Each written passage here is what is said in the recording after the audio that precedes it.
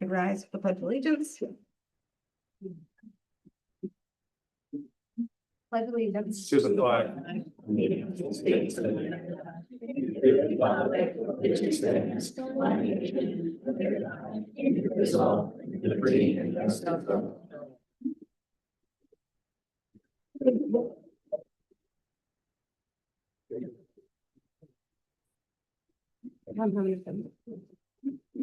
I'll take one for Dot. All right, approval of the agenda, by motion to approve, so moved. Second. Tina, second by John. Discussion.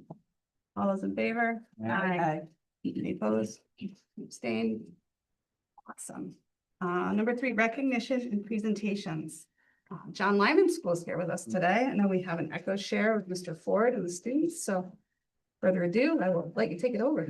Well, good evening, and thank you for having us here tonight. I'm just going to speak briefly because we have a very talented group of second and third graders representing almost every class in our school who are going to be doing a little Reader's Theater performance for you tonight. Before I start, I want to thank our parents because as talented as these kids are, they don't quite drive themselves yet. I know we have ball games and everything else going on tonight, so I'm super excited that they were able to come. And they are super excited to present to you tonight. Mrs. Beister is the teacher who facilitates this particular echo, which they're going to talk to you about in a minute. She can't be here tonight, but I want to thank Mrs. Sorensen and Mrs. Lonsdale, two of our third grade teachers, for not only being here tonight, but helping the kids to prepare because they've done this before, but it's been a little bit of time, so they got right back into it and they are really excited. We've been doing a little practice in the cafeteria, you may have heard, but they are ready to go. So without further ado, I'm going to turn it over to Olivia and Braylon, who are going to tell you about what's happening tonight. So thank you again for having us. Thank you. Okay, if I take it out and just let Oh, them yeah. hold it. Whatever they want. That's okay. Thank you for inviting us tonight to share with you one of our favorite pieces of our Lyman school community. Every Friday afternoon, we have assembly, community clubs, and we have echoes. Echo, echo, echo. Not that kind of echo, Braylon. Echoes are clubs that we students were able to choose to be a part of. Choosing from a variety of topics that we are interested in. ECHOS stands for Enhanced Curricular Opportunities. Today, one of those clubs, the Reader's Theater Echo, is going to share with you what they have been working on. Reader's Theater is not only fun, but is used to enhance reading comprehensions, fluency, and engagement too. The first group is going to share a short story called The Cranky Bear.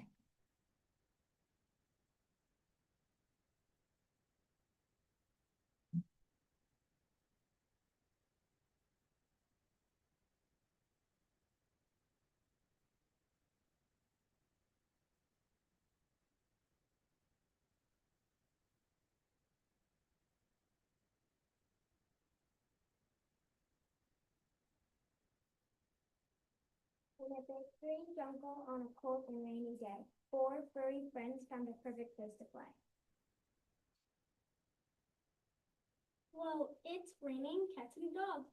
Out there, my beautiful antler got all wet. Not sure what you saw falling from the sky, but I saw big fat raindrops. That's for sure. My golden mane is soaking wet. I have never seen it rain this much. I'm surprised my awesome stripes didn't wash right off me. Moose had antlers and Lion had a mane. Zebra had awesome stripes and sheep was just Plain. I don't have big fancy features like my friend. I'm just plain. They call me Jane. Plain Jane. Let's play cards in this nice warm cave. Can we play Go Fish? None of them noticed that someone else was there. sleeping in the cave was a very Frankie bear.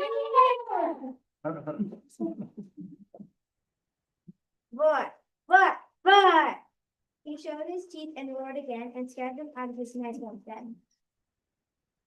So in the big green jungle on that cold and rainy day, those four valleysome animals had nowhere warm to play. Wait a minute. Maybe if we cheered that grumpy old bear, he'll let us back in his cave. He looks pretty tired to me. If I didn't have my stripes, I'd be cranky too. That bear needs some stripes like me. I think he needs a nap. Stripes are silly. What Mr. Cranky Pants needs are some antlers. My antlers always cheer me up and make me happy. You guys know that bears sleep all winter, right? No. Stripes are silly and antlers are boring. A beautiful golden mane like mine is what Mr. Grumpy Bottom needs. It's October. That means the bear wants to go to sleep for the winter. What are you babbling about? Never mind. This should be interesting.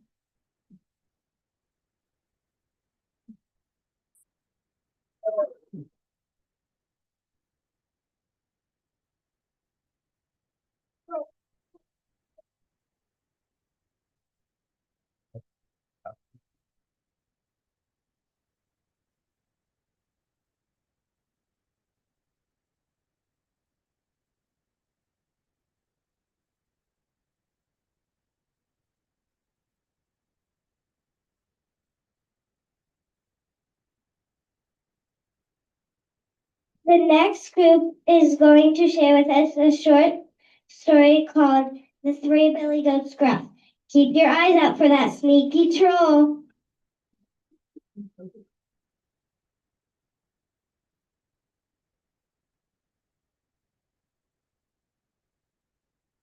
Once upon a time, there were three goats by the name Gruff. I'm the biggest of my brothers. My name is Big Bill. I'm the next biggest of my brothers, so my name is Big. Of course, I'm the smallest of my brothers, so my name is Little Billy. One day, the brothers were very hungry, and they saw a beautiful green field off in the distance. Why don't we go across that bridge and go eat that delicious grass over there? That sounds like a great idea. I'm starving. Let's go. Chip, with Little Billy first across the bridge.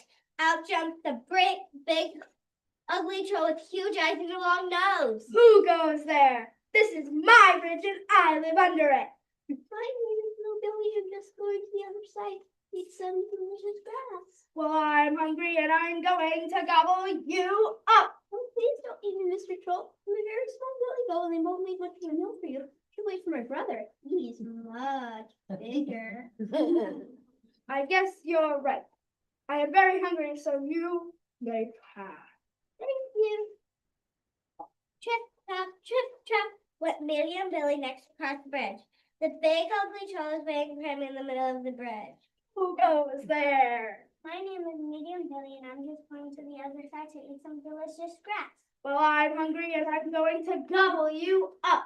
Oh, please don't eat me, Mr. Troll. I'm only the medium Billy Goat and won't make much of a meal for you. You should wait for my brother. He's much bigger. I guess you're right. I am very hungry, so you may pass. Thank you. Chip. Went Big Billy last across the bridge. The big ugly troll was waiting for him in the middle of the bridge. Who goes there? My name is Big Billy, and I'm just going to the other side to eat some delicious grass. Well, I'm hungry, and I'm going to gobble you up. I'd like to see you try. I have two big horns that can knock you off your bridge. The troll came at Big Billy, but Big Billy used his two big horns to knock him off his bridge. Now there's that delicious green grass. All three Billy Goats wandered up the hillside until they ate grass until they were full and fat. And that was that.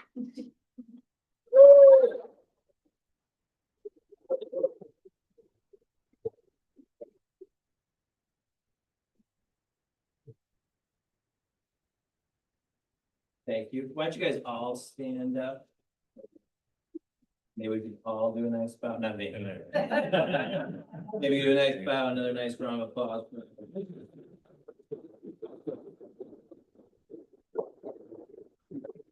I don't think we have a shy bunch here. So would you mind telling us each, like, your first name so we remember your name?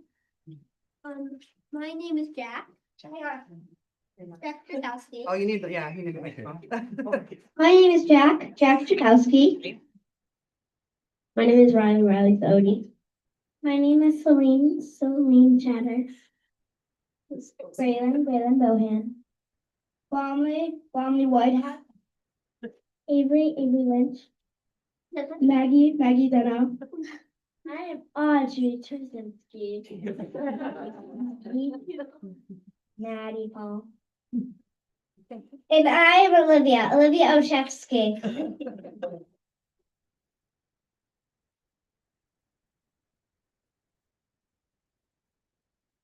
Definitely not a shy bunch. Thank you guys so much for coming. We really job. appreciate it. I love it. Nice work. Keep up the good work. Great work. Thank you. Wonderful.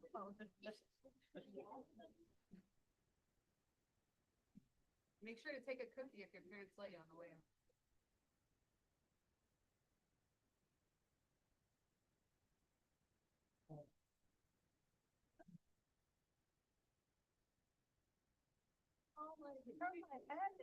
You too need to.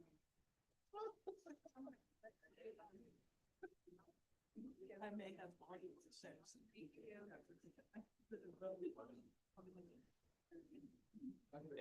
was just here to do 100. Thank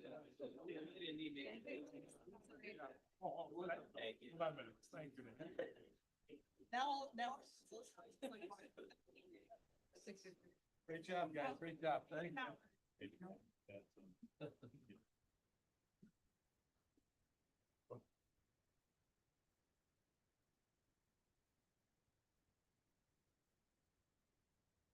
This is the loose end of the. Here's the thing. Maybe for the high schoolers, I didn't know, you get a little one. Now Yeah. make sure you get cookies. Coolers, no, they won't eat our High cookies. schoolers won't touch our cakes, no cookies, put those. I hope nobody's hungry. I'm glad I got here when I did.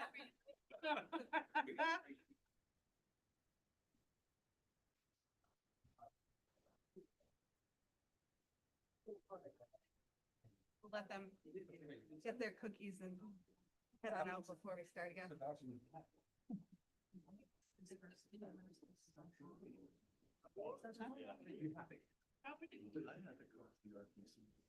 Yes, you did. Yes, they did. They did, we got a good team.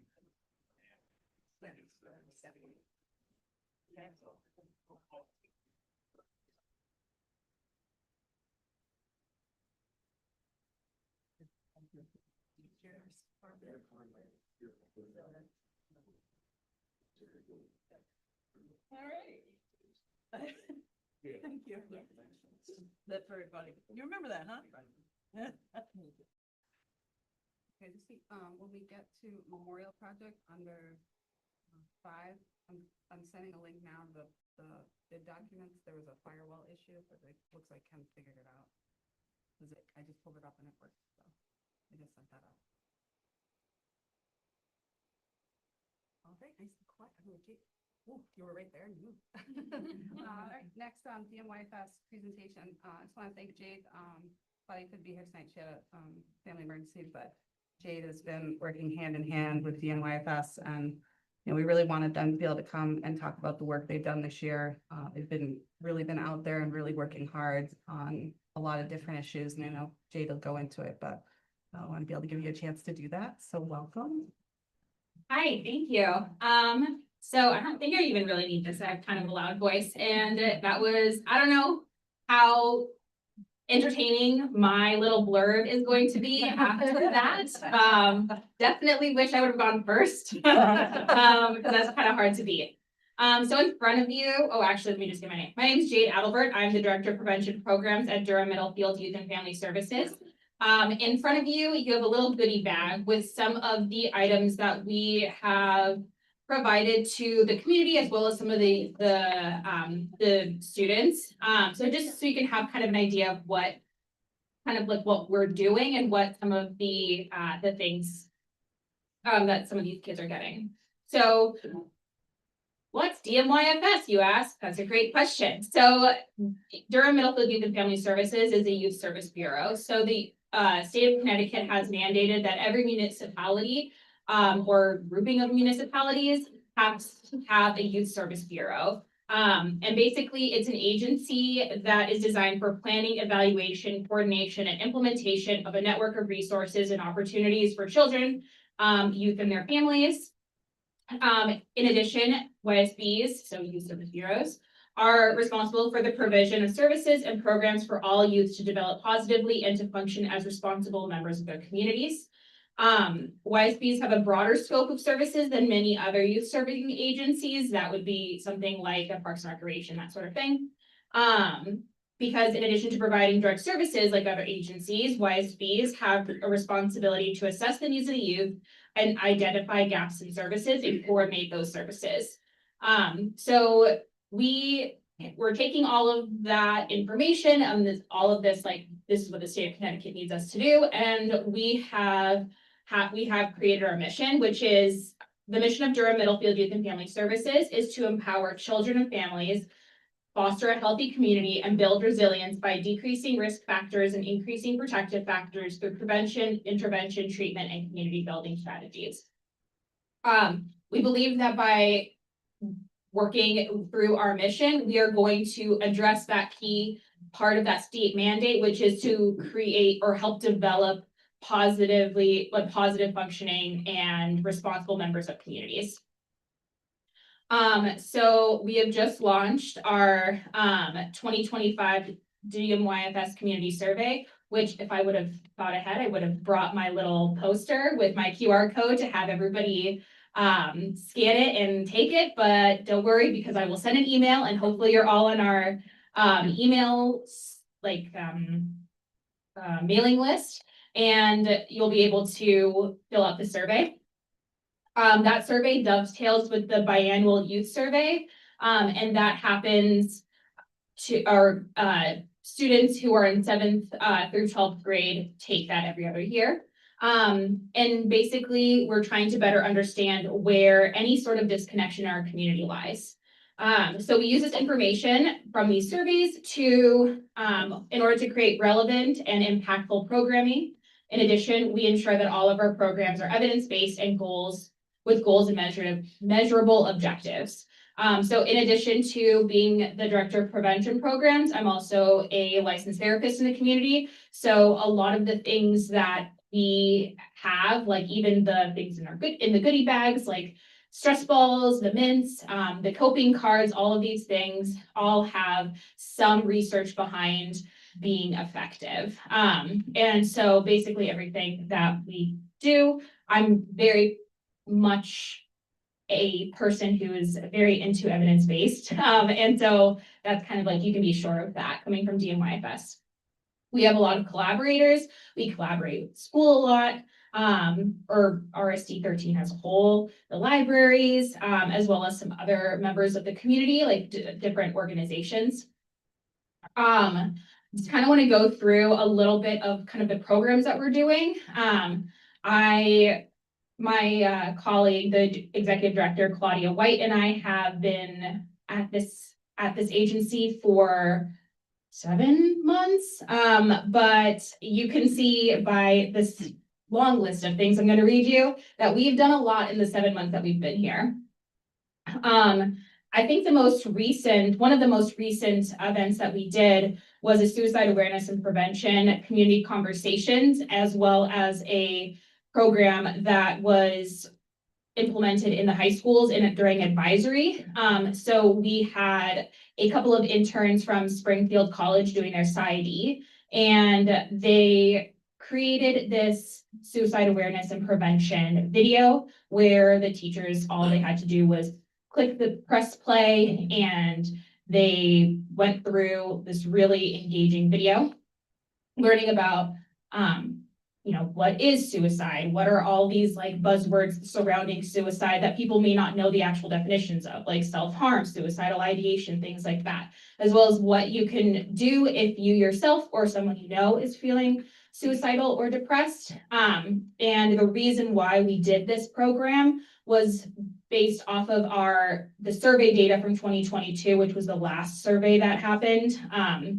There was a bit of a gap because there was nobody to implement that survey, DMYFS side.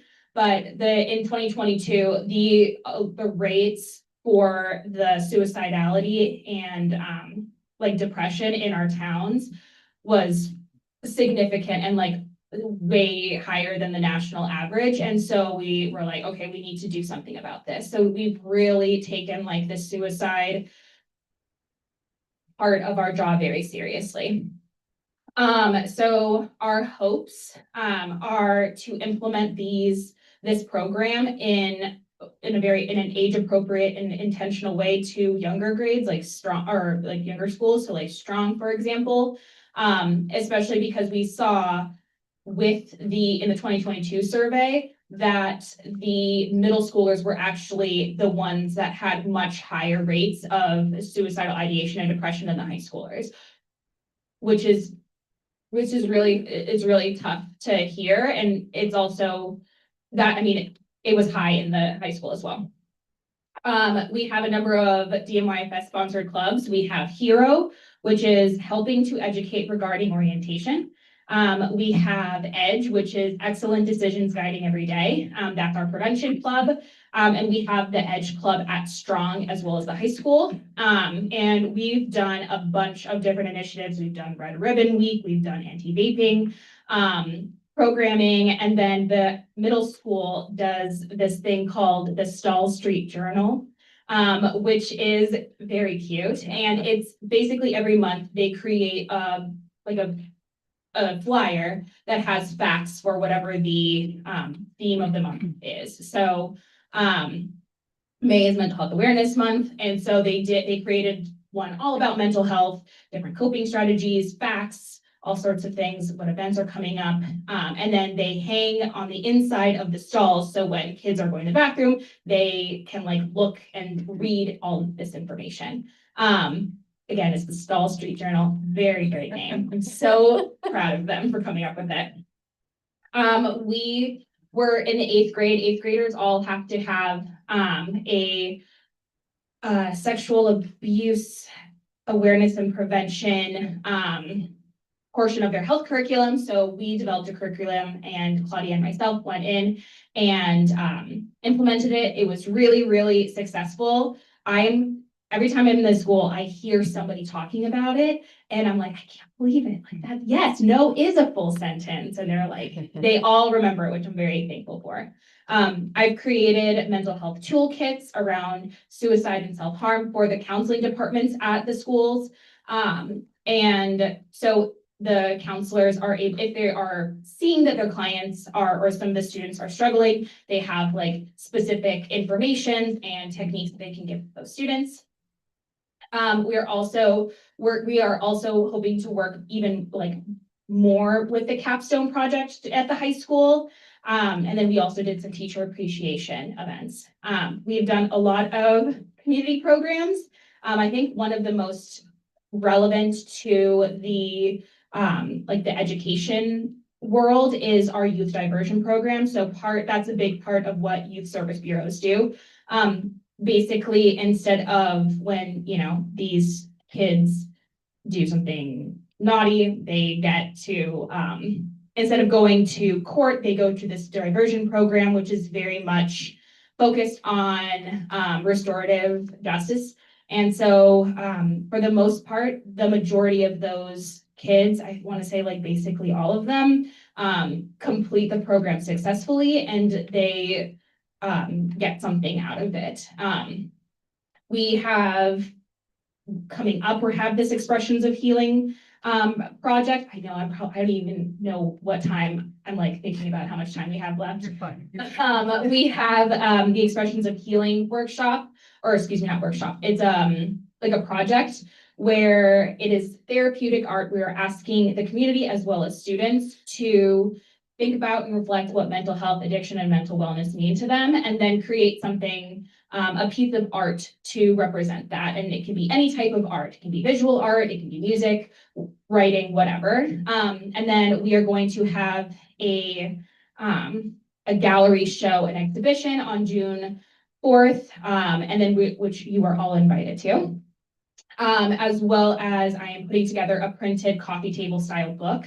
The intention behind this is to not only like fight the stigma of mental health and addiction, and start a conversation, but also to integrate resources into in this conversation. So at the exhibition, we're going to have a gallery, and then we're also going to have tables from local mental health and wellness resources. So people can look at the art, and if they are feeling, called to, they can seek out resources right there.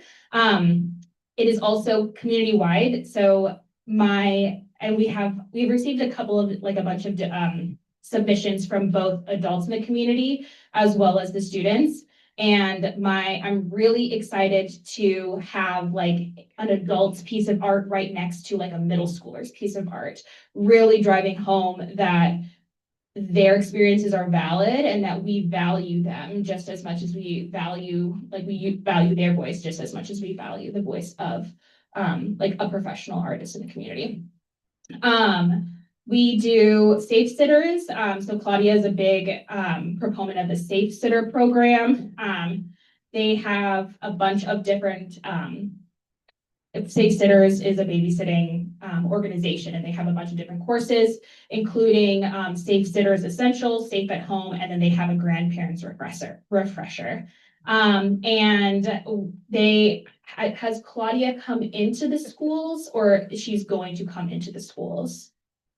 I don't remember. But I think she did come in.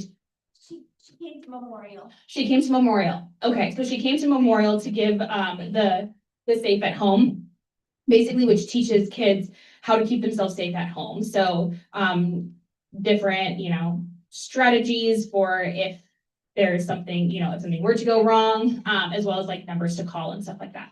And then we're hoping to continue that and give kind of refresher courses to some of like the kids as they get older.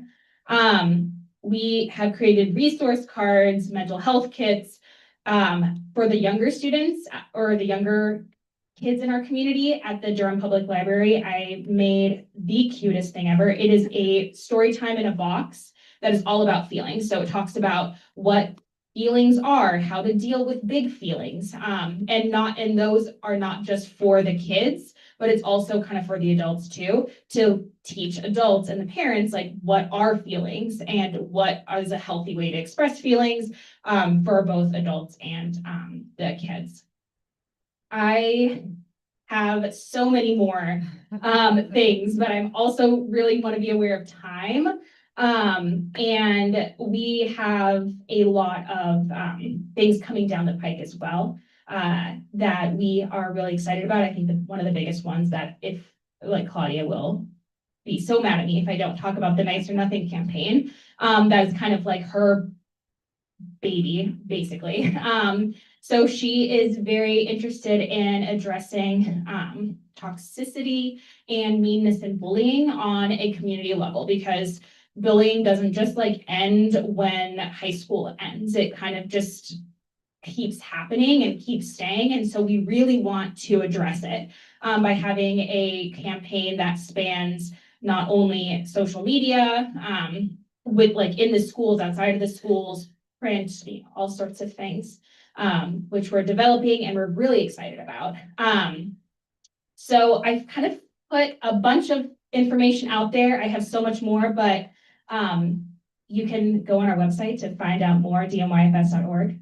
And I did want to ask if anybody had any questions or comments or any of that sort of things. It's just huge, the amount of things that you and Claudia have run with this year and your board too, has been amazing, even with Kendrick Moore coming out.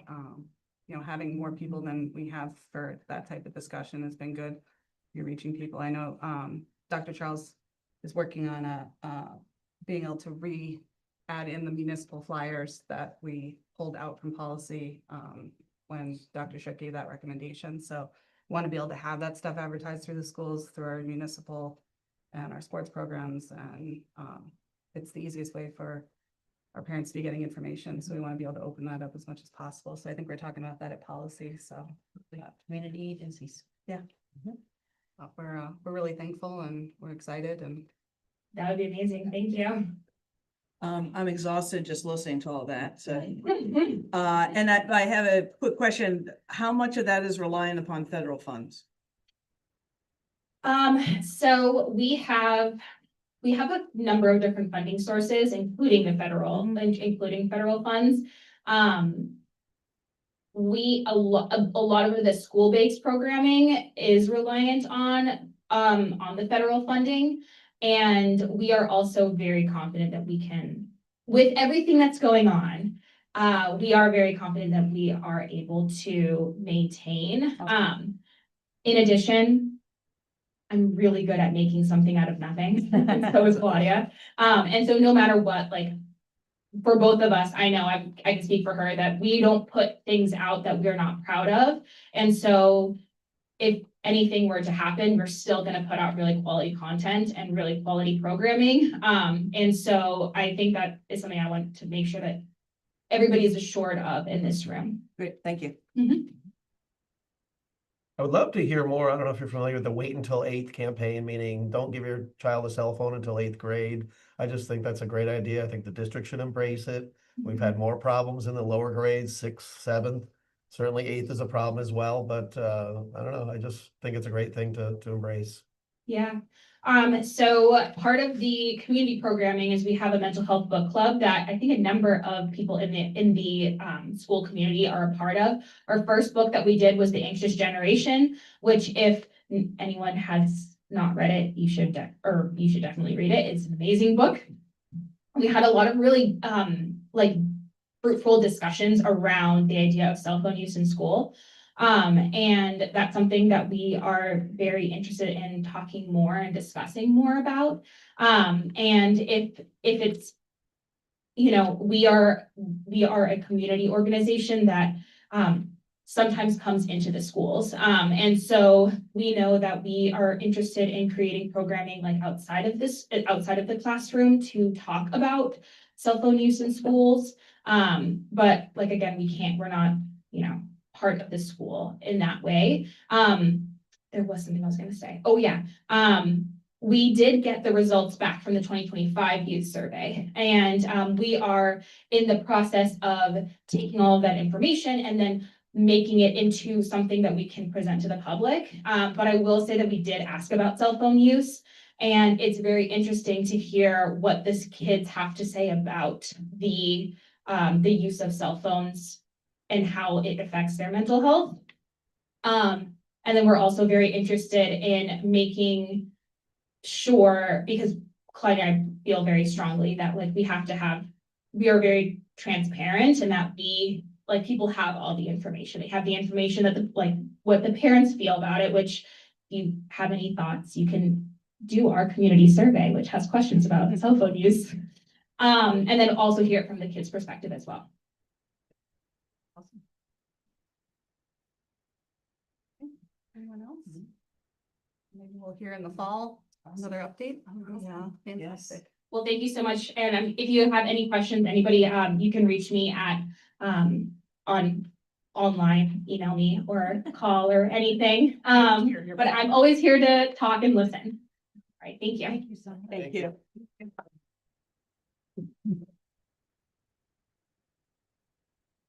At this time, I'll open up number 4 for public comment. Do we have any in-person public comment?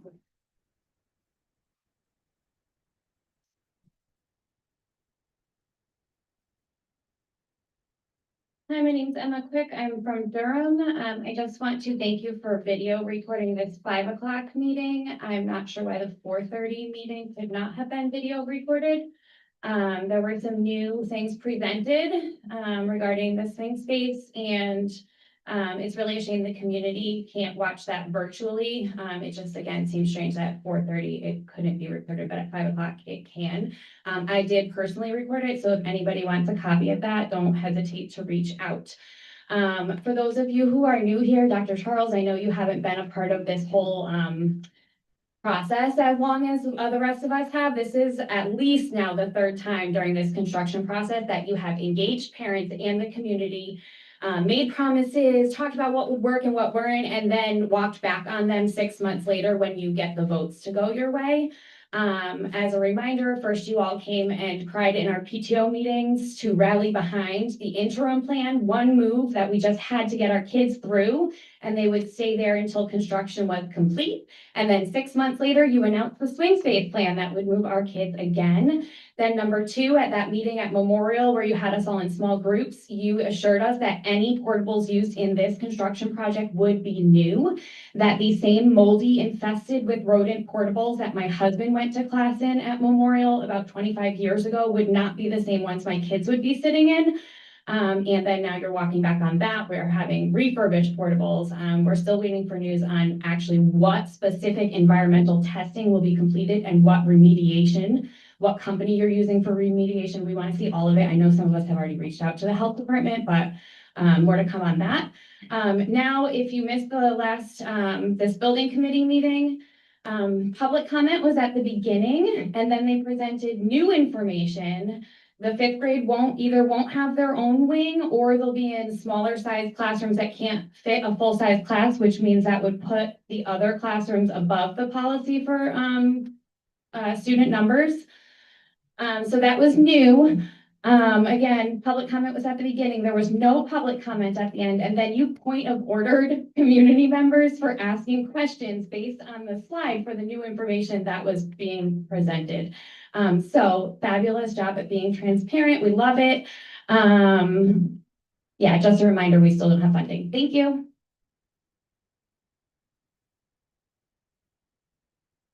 Do you have any other in-person public comment?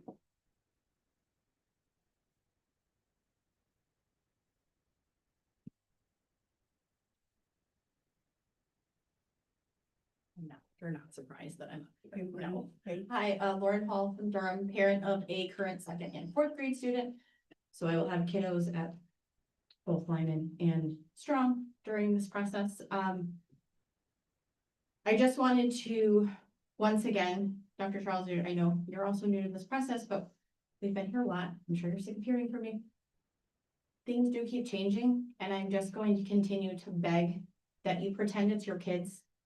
So the current situation with the portables in both spaces, I've seen them both currently, is dangerous, and it's uninhabitable. And I know we talk about remediation, but if we could have some transparent factual information, because like when I heard painting the walls, like my husband's a builder, we have health concerns in our family, like our kids and our teachers spend more time in their classrooms than they do at home.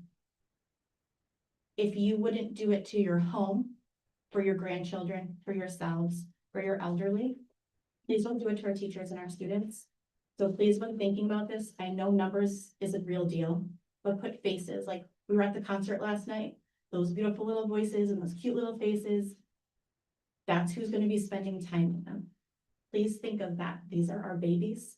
There is no more important resource than our children. I get it's numbers. And then when we're talking about Strong, I don't want to piggyback on stuff that was said, but there was a lot of discussion about placement and reasons.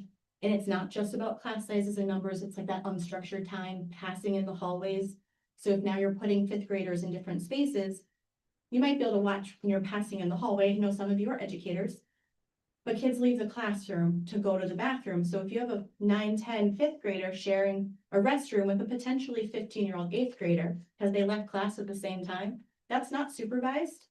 Any of us who've taught at middle school, we know what happens in the bathrooms in the best of schools. That's reality. I mean, you just heard research based from our community. You invited her here to share the good things in the community. She's using those stalls to talk about very important topics for eighth graders. That's amazing work. But is that appropriate for a 9-year-old to read when they're in the restroom? Like these are things that as things keep changing, we can't ask questions because the public I wouldn't know to comment on that, right? So here I am. I'm sure you're sick of me. But these are my babies. These are our babies. These are our teachers. These are our neighbors. If we're going to take the time, do it right, please. Like, what is this rush? Everyone blamed everything on Dr. Shook, he's gone. Then it was wait till there's a new person. What are we doing? Please.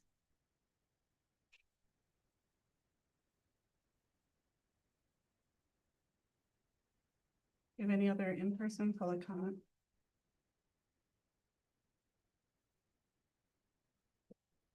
Do you have any online public comment?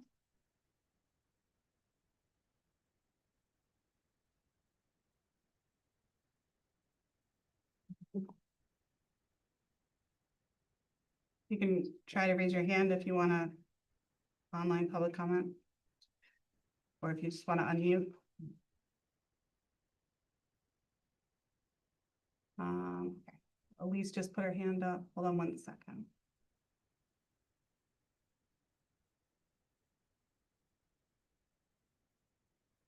Elise, you there? If you could unmute.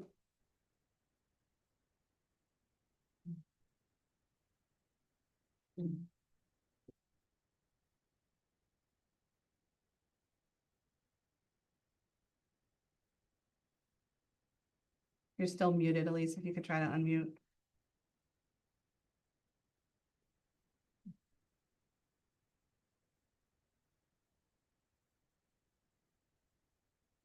Oh, okay.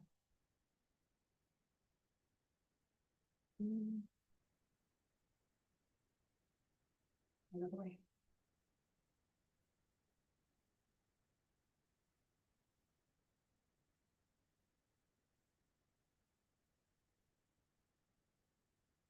Elise, are you able to click unmute?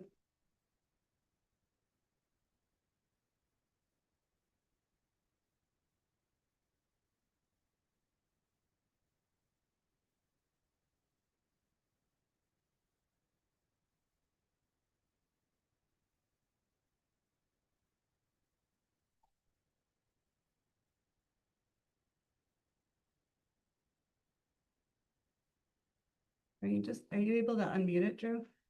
If she can't.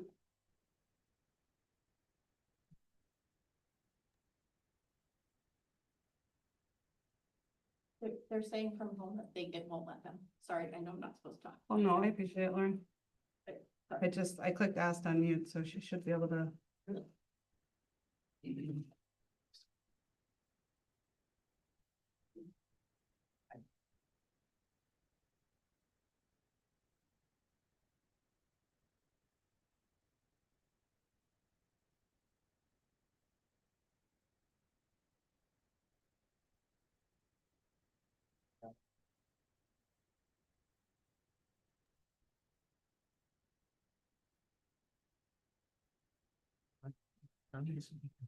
Need to have her wait till. No, If she's able to unmute somehow during the meeting, I just, you can let her to check instead of waiting till the end. She could write yeah. in the comment. Lauren, do you have, was that who you were texting? Was Elise? It's Elise Persian. Yeah. Can she call? Can she on maybe Colin's call, can phone? she call in, or if she wants to wait till the second public comment? Because she should be able to unmute. It only allows us to ask as a privacy thing. They actually have to do the unmute. We can't They have to force click unmute. it. They have to do it as a privacy thing. Terrible service, I'm sorry. Yeah. Everybody does here. It's okay. Sorry. Yeah, well, We did start early, so I'd like to be able to give her a chance if she can unmute.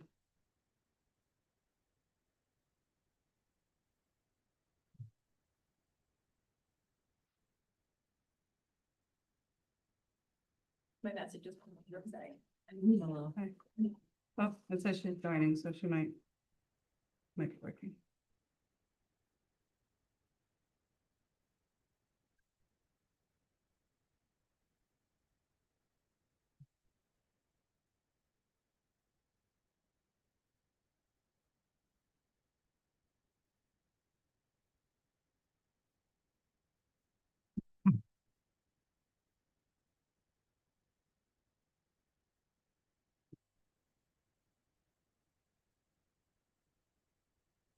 These tries, is there any other online public comment?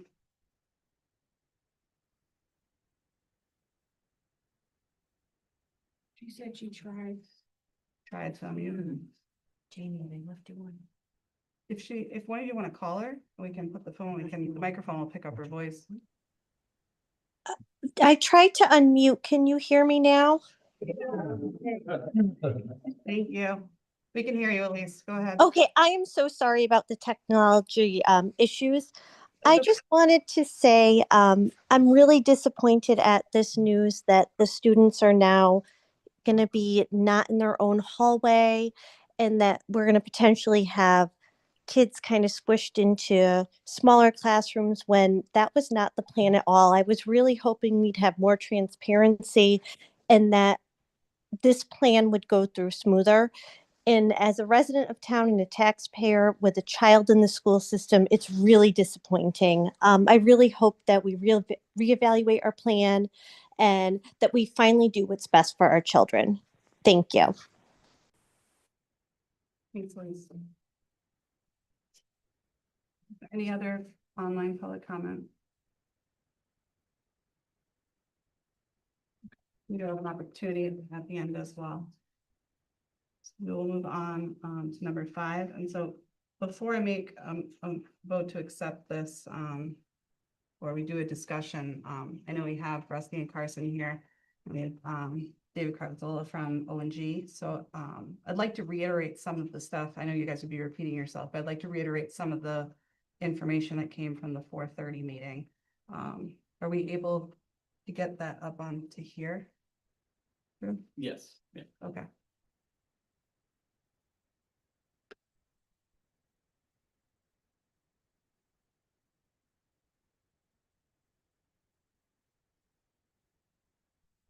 And so for those who weren't at the building committee meeting just before this, the building committee had voted to make a recommendation to approve the bid documents. Part of the state requirements is that the board then validate the building committee's recommendation. And there was a few questions asked, and we can go through those questions too, if that'll help.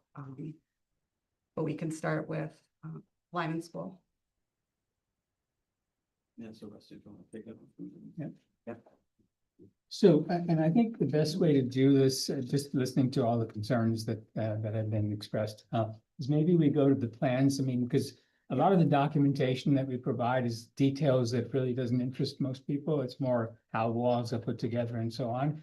But the more important aspect is where the classrooms are located, how they're going to be occupied, how we can, ensure that they're separated. For instance, the 5th grade being separated from the other grades. So if we can go to the floor plan, please. We're going to start with John We're Lyman. going to start with John Lyman, and so the question really on John Lyman has more to do with the portables themselves. So as I mentioned in our earlier session, there are 4 existing portables. 2 of them are currently occupied as classrooms, and then there are 2 that are used primarily for storage. So we went through all 4 of them, and the goal was to, number one, we'd met with the local officials, and they'd expressed they want to make sure that the spaces are going to be up to code. And so that is one of the priorities that we've established for the spaces that are being refurbished. Secondly, we went through and looked at all the finishes and each of the spaces. So the goal here and what we have in our documents is to update the fire alarm system, the communication system, the technology system, and all 4 of those portables. This is now the communication and technology aspect of this. All of that will be connected back to the communication system in terms of PA, et cetera, will be connected back to the main building. The 4 portables that are there have their own bathrooms right now.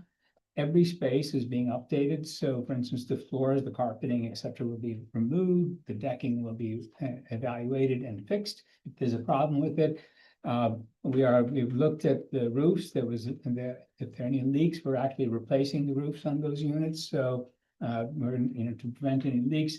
There were a couple of locations where it was apparent, and this is more in the storage, the ones that are being used for storage, that there was a leak there and there was moisture there. So we're taking the ceilings out of those portables.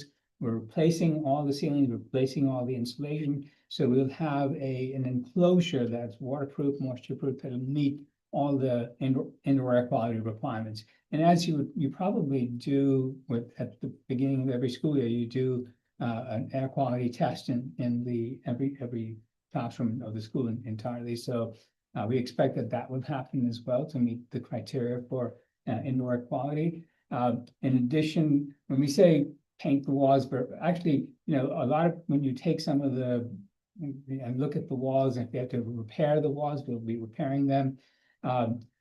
We had painting them, but basically we're updating and refreshing. So new ceilings, the lighting is going to be updated in those rooms as well, new flooring. So we'll go through them, and we have a fairly detailed plan in terms of what the finishes need to be, how are we going to address the flooring, and so all of those aspects will be addressed, including electrical and mechanical, because there's mechanical systems that are in those rooms. Those are going to be tested. They're going to be updated to make sure that they're functioning the way they should be functioning. So the goal is to have all that included in the refurbishing of those spaces. In addition, we're meeting all the ADA requirements, so the covered walkways that are coming to the portables are going to be addressed in the sense that they'll be ADA compliant. For instance, we found that some of the structure needed to be updated. We're doing that work as well. We're upgrading the handrails because some of them are not code compliant. So that's what's happening on the 4 existing portables. And if we discover anything else in this process, we will fix that, because that's why we have contingencies in there. We're obviously, any construction project, you're going to run into something that you did not anticipate. And we have contingencies, so the goal is to update and get all that work done. As far as the 2 new spaces, I think only 1 classroom is called for, but we're providing the 2 because we have a process where we've got 3 options. We can either bring a new portable into over at Lyman. And so the bids are going to come, they're going to have 3 options. We can bring either a new one, a refurbished one, or the ones from Memorial. So those 3 options are there. When the bids come in, we'll be able to evaluate those 3 options. If and at that point, the layout won't change. The new portable will have a bathroom in it as well. But we'll be able to look at, and I think as Laurel had mentioned at the earlier meeting, if they were proposing a refurbished portable, for instance, we will go to that location and say, where is this portable, and evaluate it before we allow that to happen. So that if it's something that's in really poor condition and we don't think it's acceptable, then we'll have a chance to evaluate that as well. So that's possible projects that are ending or that are available they're different school projects that might have. Right, so if there are other schools that have, or, a lot of times there are portables that may have been used for a couple of years and now are, for swing space, and now are available for them to relocate, or so they can do that. So the idea is to try and see if the contractors, because many of the contractors that bid this are contractors that focus on portable buildings. So they will, give us that detail, and we'll look at it, evaluate it, and determine what's the best option in the case of that new portable. The new portable will be again connected with the ramp and the covered walkway. That's part of the scope. Now, the worst, so those are 2 options, but we also have evaluated the existing portables at Memorial, and those will be, the plan indicates we can bring those over. So that's that's one of the options. And in that case as well, we will completely update that portable. In fact, one of the options that we have is to not just paint, but also to look at putting sheetrock, new sheetrock in that place. If that's what's necessary, that's what we'll do.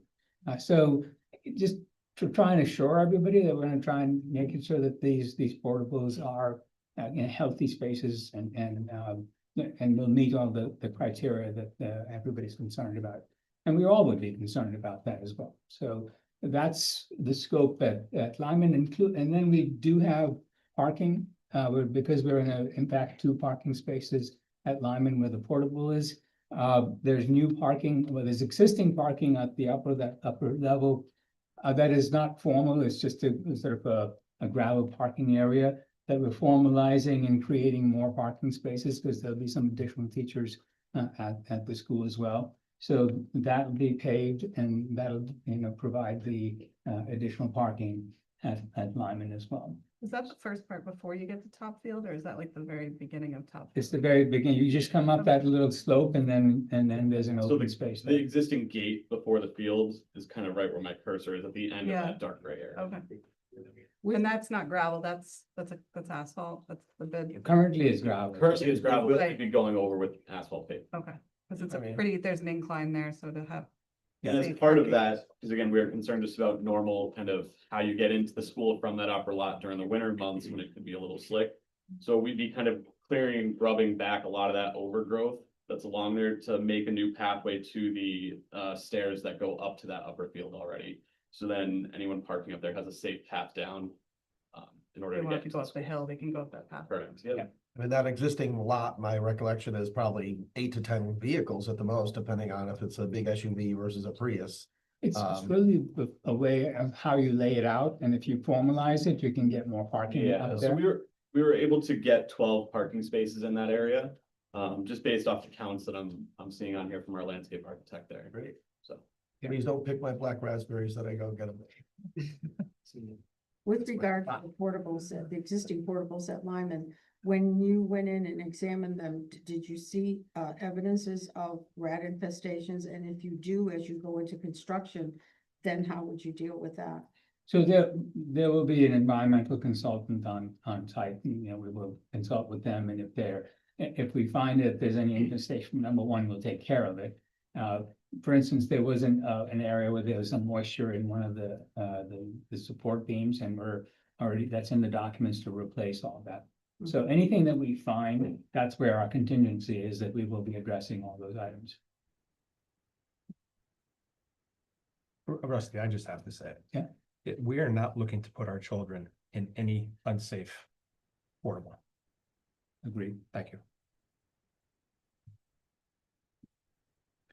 So that's the scope at Memorial, and then if we can Right. go, I'm sorry, Lyman, and then if we can go to Strong. That's just suppose I'm jumping. Yep.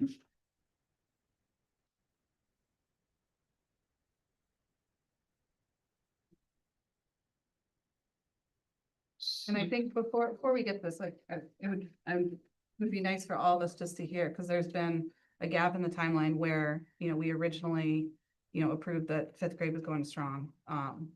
And so if we could touch on the gap, like where we are, you know, this winter, or maybe even since O and G started working. I know that there's been some changes, so try to explain, you know, how those changes came about. It's the first time for a lot of people to hear where the changes are, so. So I think, as we understand it, that there was some discussion about taking the locker rooms and making some classrooms in that area so that all fifth grade could be in one area. And there was also a discussion about relocating the fifth grade to where current sixth grade is. And we looked at all those options and evaluated that. And when we looked at that and we walked through all the locker room spaces, those are really well finished spaces. There's no issues with them. And we thought, another challenge it presented is that there would be no natural light in those rooms. So that became a problem because from state regulations, we have to have natural light in those classrooms. So that turned out not to be as viable an option. And we looked at how could we basically need 5 classrooms. So how could we create 2 more classrooms and meet our enrollment criteria? Now, the enrollment criteria we're going with is the same that we've always presented, and that's based on the highest enrollment projection, not the moderate or the low, the highest projection. So, and that I believe is about 104. And so that's. What you have to present here is within our class size guidelines for Right. fifth and sixth, seventh and eighth. Right. Okay. So we looked at that and basically our goal is to stay, you know, we went with the high number, but to say that we're gonna have a number lower than your maximum guidelines that you have. So what we looked at is the 3 classrooms that are full-size classrooms that can have 22 students in there. And there's another guideline that was developed a long time ago that we use quite a bit for classroom size. It's not an official guideline. It was something that the state had put out. And it gives you a range of 32 to 36 per student. So we used the 30 in the middle and said, let's go 34. And we looked at how we can, what the maximum population is, how we can do it. Because the 3 larger rooms are fine. Those are existing classrooms, you can use them. We looked at modifying the existing space adjacent to the media center and and created 2 classroom spaces. The approach here is that those rooms are slightly smaller than the full-size classrooms. But when we looked at the overall enrollment, and said, look, let's take the overall enrollment, even though you can have up to 24, maybe even higher than that, but just do a count of 22 in those rooms. And then in the smaller rooms, we'd have a count of 18.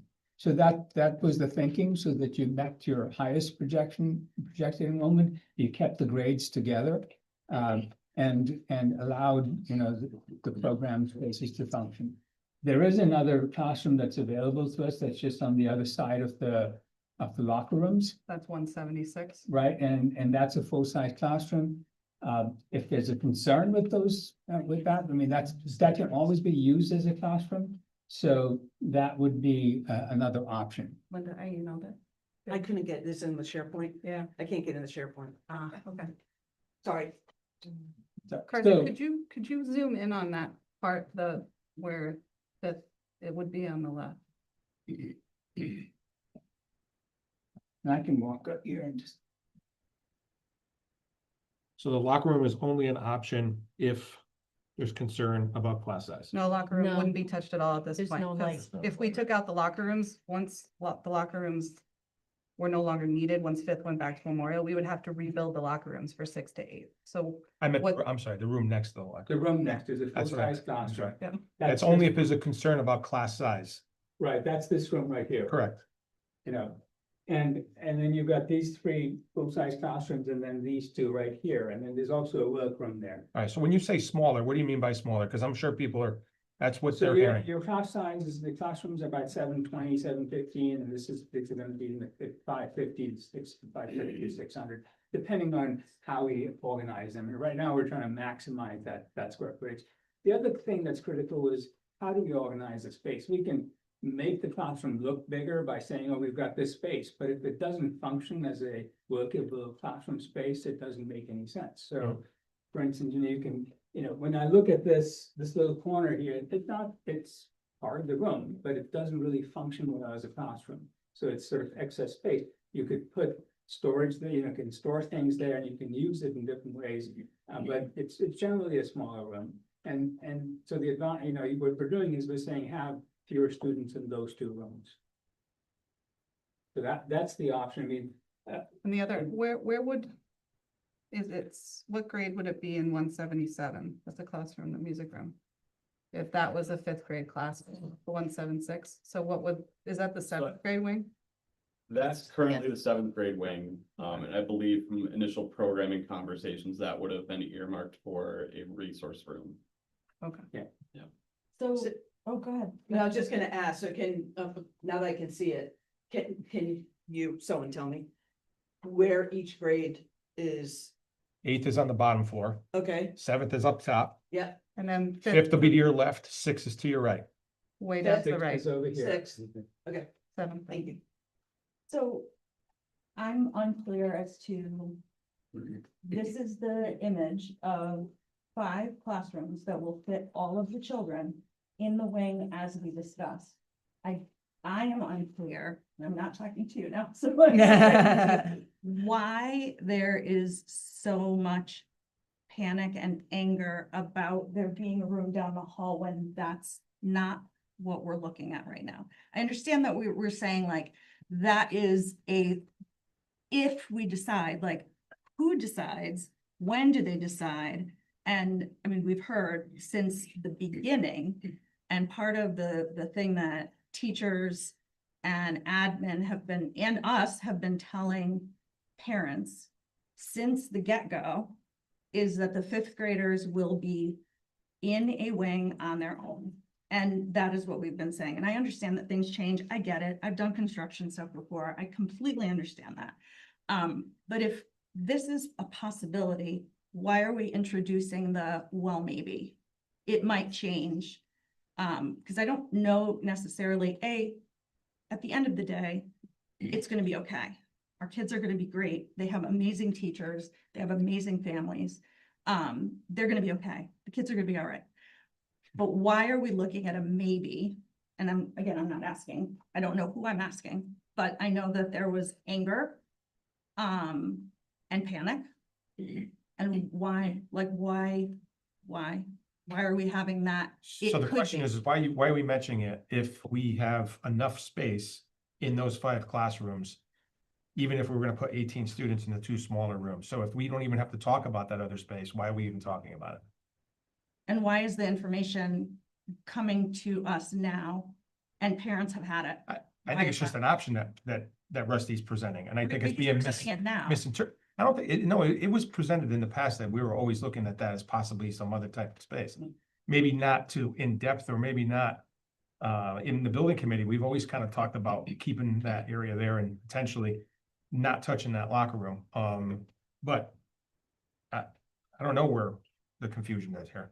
If I may, when we initially proposed the swing space, that was a principal, that was, me, that was a couple people, we're not architects, right? So we did the best we could. Then when we brought the architects in, we walked through and they're like, oh, you can't move that wall because of whatever, or hey, this is a better option. So that's where we kind of did a couple reiterations and then, said, which is the better option. So, a lot of the information given at the beginning normally wouldn't be given that early in a normal process, right? So it would come to this process and then be given to the families. So I think that's where people are feeling like they, but I think we're kind of back to the 5th grade in one wing. The what if would be, is it acceptable to the board, the parents, the committee to have 2 class sizes of 18 and 3 of 22?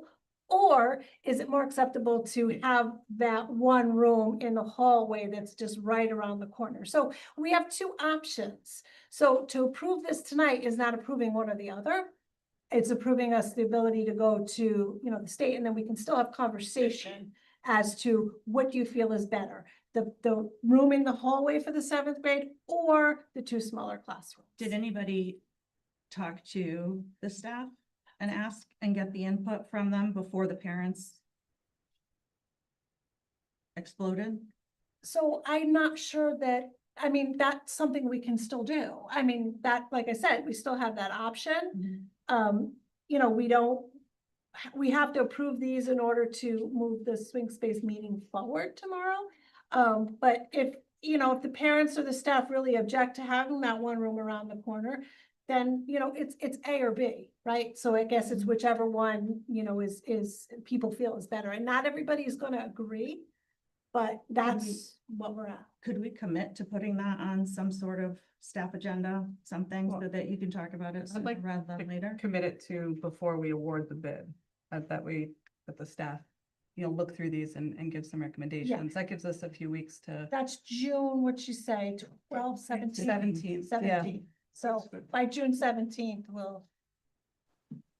does that work? I'm acting like I know here. Yeah, at that point, you would want to make some of those changes before you I think it's recommend. sooner rather than later, right? Yeah, we should do it before that. You could even do it if there's some tweaks during the bidding process, they can be handled through an addendum. sure. If the bidders you just want to make sure that by doing that, you're not pushing the bid itself out too far, but we could coordinate that. That's fine. I know Cheryl's gone through it, and I knew that she was okay with the way this looked, but 5th grade teachers, it's great for them to look at it, for Noelle to look at it.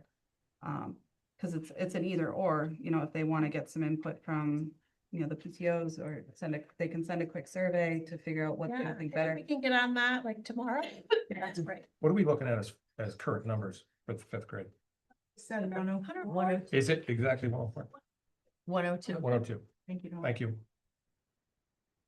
So we're looking at an average of 20 kids per class. Well, the smaller. 22, 18. 18 and 18 for the 2 smaller, which is still below the guidelines. Gotcha. Okay. I don't know, well, I'll say it now. I could wait till discussion. I don't know. My concern, like I 100% believe any of these can work.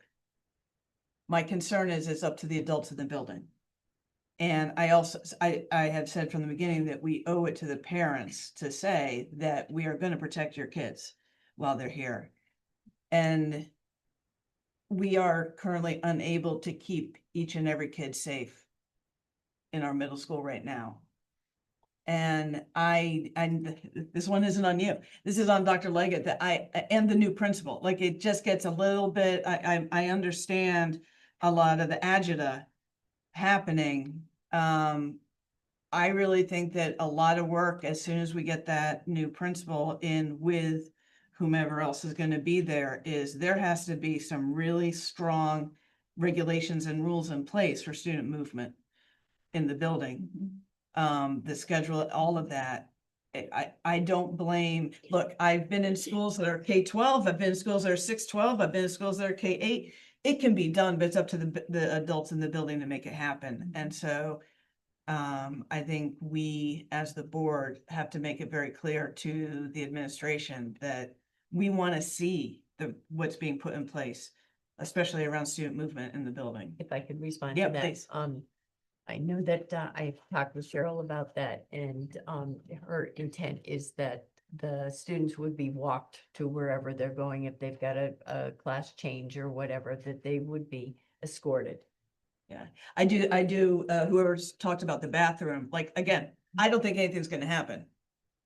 But as a 10-year-old, like I know high schoolers who don't go to the bathroom all day in the building because they're so afraid to go. So the idea of a 10-year-old being in that same building with a 14-year-old, they're not gonna wanna go to the bathroom for fear of who they're gonna see in there. So again, even down to that, so the escort is good. But I think that there's a lot of rules that are gonna have to be not just put in place, but really enforced. Is the app that's used at the high school or bathroom used at middle school as well? They have it, the pass system. Yeah. Okay. And I think too, not even thinking about it, June 2nd, I believe, is the meeting for Strong, or essentially for Step Up. We could get feedback on the 2nd, and that puts us within the time frame for to award it, so that feedback could come that night. Lizzie, can you guys hear me? Hi, yep. Hi. So I agree exactly with Linda's saying too. And I have to say I understand exactly how parents are gonna feel about this, because I'm just kind of I know that we ultimately, when we first talked about this, which I wasn't even happy about 5th grade in the first place, but we were told that these were going to be in a separate, I mean, to me, a wing is different than an actual building or like a modular place where it was separate. So I do think that I'm just frustrated hearing that after the vote and after parents were told that this is what the configuration is, and we will definitely keep them separate from the rest of the school, and give us these 2 years for these kids to be here, and we promise you that it will be separate. And after parents voted, now we're being told, well, because of natural light. I mean, to me, that's something that should have been totally looked at well in advance of any plans being shared with parents, and asking for any parents to vote on what they thought this configuration was going to look like.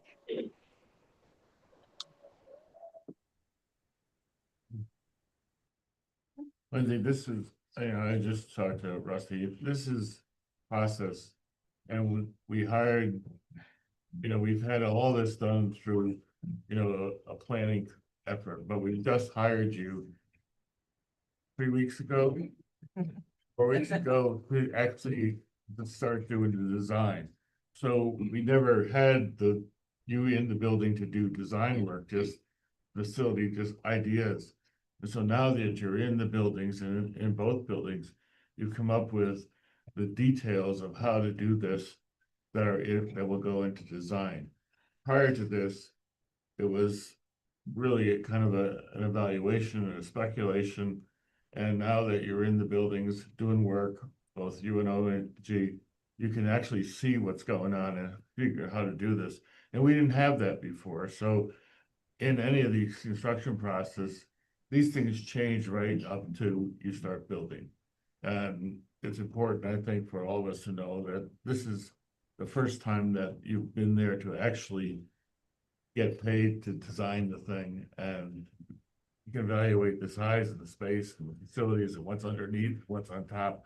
And that's hasn't happened until started a month ago. So And I can appreciate that. I mean, I think there's definitely going to be changes, but I feel like this is just yet one more thing that glaringly shows that this whole project in general is being rushed. Because I feel that had we given the time for these architects now to come in and to find those things, that we could make more educated plans, so that we are not in the position where we are, where we're backtracking and whatever else may come our way. Like, I just feel that the urgency, I still don't understand.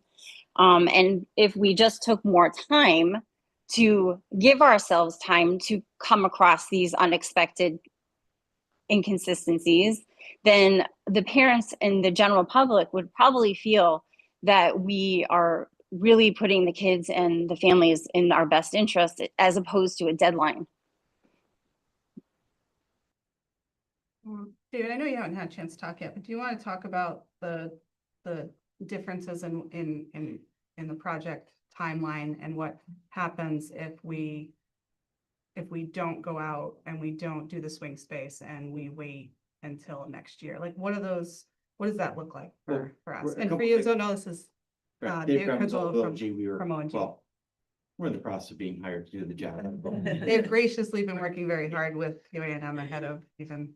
So, over the course of being brought on board the last few weeks, we've been looking at two things. One is how do we execute this, whatever the work is that's agreed upon this summer? Because as far as being, we don't want to be detractive to the educational environment by trying to do some of this work while school is going on in session. We do work in occupied schools all the time. And we want to try to avoid that, obviously. So there is, if there is a need to take more time to get to what is the plan, it does run the risk of two things. One, you either start the swing space work during the school year, meaning that people would, start the school year where they were going to, right? These are, there's some head here, these are drastic type things. And we probably don't want to do that. And the other side of it is, if you just wait until you don't have to start a year and you push the project off, you're dealing with, the known fact of escalation, and that, the project next year is going to be 4.5% to 6.5% more than it is this year. So, our goal is to work with the design team and make sure that we're able to execute the work in the time there is, so it's not impactful to the school when they return, but also enable for the start of the project as was planned, to keep within your overall project timeline. Would and maybe this is not a question, it's more of a statement, but would the swing space look different if we did wait another year? I mean, it's only what the building can accommodate. So the options would still be the same. They'd still be those 2 18 classrooms or the class around the corner, right? So, because we also had an issue with lockers. Another reason to do it this way was the other way, not everybody would have a locker.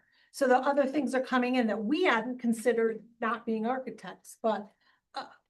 Just going back to when we were presenting very earlier on in this process, we did have a preliminary evaluation of swing space, and the comment had been made that, 5th grade should be separate. And actually, our approach had been very similar to what you're seeing now. Now, to somebody that's just looking at the plan and looking at the layout of the building and saying, well, why don't we convert the locker room area? It makes sense, at one level, but when you get into the details of doing something like that, if that was viable, we would have said, definitely, let's just do it. But it really created, I don't think the whole idea of natural light was considered back in when that comment or the decision was made. And so when you hired us, you know, we wanted to make sure we're a fiduciary to you, and we have to make sure that we do this project in a way that makes sense and can, after it's all done, we're not taking some really fairly new spaces that are locker rooms that are adjacent to the gym that are needed, and then have, you know, they're now converted to classroom spaces because they're all tiled. There's showers in there, there's all kinds of plumbing in there, and then to create and then to try to recreate those as locker rooms is going to be astronomically expensive. But this approach, we are looking at a way to maintain that, the idea of having grades separated. And that's the goal here. And we feel that we've achieved that goal. And if you say, let's delay this process and study it some more, I'm not sure. We've been looking at this now for about a month and a half. And, you know, we've looked at it in so many different ways, and we think that this is the best solution to present to you. Even for next year. Yeah. And one thing that you've been very consistent on, and you volunteered plenty of hours prior to this, and going back how many years now? You said from day one, not a good idea to have students in a building while we are refurbishing as new, and you've stuck to that. And we, everyone in this room has agreed to, that's a good course. I think it's the right thing to do. Thank you. And I think it's important to say, you know, we're not just talking about some design work and, you know, some drawings. And we haven't really touched up on it here, so I don't mind doing it, but ONG and QAM Kim, they have been on meetings with the state multiple times a week. The state has given us a temporary approval number until the end of the session, which ends June 4th. And that's at the time when the amendments for the priority list go into place. That's when the special legislation would go in, and then we would get a response from them. So DAS has reviewed our project, and we have a meeting tomorrow with the state to go over the PCR. I don't know if you guys want to touch on that, but it's our pre-approvals and for this project. So we're not waiting to talk to the state. The state has actually told us that you guys are good to go. We just need to wait for the legislation to go through. And that really is truly only because the priority list ends for July 1. And I know we've said it in bits and pieces, but when the referendum for the plan amendment failed in June, we could have just waited until the next year to do the priority list. Our attorneys, our legislators said, don't do that. Like, if our suggestion would be to go out for a plan amendment in August. If that passed, then you could do a bonding in November, and the legislation, then they would be able to introduce legislation to be able to put us in retroactively into the priority list. So this has been, we've been talking about this, and I know everyone feels that this is like a backdoor way to do something, but I believe there's 8 other districts that are also in this legislation process that will be going in the amendments as well. This isn't something that D13 is doing because we found some crazy loophole. It's done every year. And it's because, especially in regional districts, you've got 2 different towns, and it takes a lot to do something, and it doesn't always happen before July 1. So I just want to make that clear so everyone understands, and so the public understands, because I think people are frustrated and confused about how we are here today. So just one other thing I want to mention, because it came up just recently, there's new legislation that's being proposed that will further restrict the reimbursement. So if you don't move forward with this project in that manner, you might be subject to some additional penalties in terms of reimbursement. They're capping the cost per square foot. And Right. so that's out there. Next year's priority list would actually give us less reimbursement. Yeah, get Likely. this and works, otherwise, you know, then you're going back to the community to say. that you don't. And then the scope of the project would need to be, because it still can't go over the $76 million. So the scope of the project would need to be reduced. Right. If that were the case, to make up for that money. Can I just suggest too that I had sent an earlier question and I could not find any discussion, so I apologize if there's already been discussion on it. But I did find there was an email that was forwarded to us from, I think it was Laurel Purcell from ONG on May 8th. And to me, that was alarming to read that she said that the action of approving this tonight will jeopardize reimbursement from the state of the phase 1 work, but we must go out for bid on May 15th if we have any chance of making the construction schedule for this summer. So can someone clarify for me, as someone who's going to be putting a vote out here, like, what does that mean? And am I reading it as it sounds? So I forwarded that, it's a typical weekly update, that ONG will give us, every week, for the entire duration of the project. So that's shared with building committee and Board of Ed members so that you know where it stands. So part of that, and David is here, he works with Laurel, but part of that was just sort of telling us something we already knew, that we needed to, we have this timeline and we had this meeting here, the 14th, and Laurel was saying, if we meet that by the 14th, then we can do this, move forward. If we don't have the meeting on the 14th, then we have to wait, and then that could delay the swing space to get it in time for school. In terms of jeopardizing funding, what she simply meant by that, and I agree, it kind of had an alarming tone. What she meant by that was really that, no, we haven't gotten the grant approval yet. So it's sort of proceed at your own risk. But the thing with that is that we're putting the bid out on the street, but we're not awarding it until we have grant funding. So that doesn't create financial exposure for us, unless we didn't get the grant commitment. We said we're doing this anyways, which I don't think we're going to do, right? So the exposure would be if we didn't get the grant commitment and we decided to move forward anyways. So with this, we put the bid on the street, bids are on the street, 4 weeks or something, and they come in, and then we open them and review them.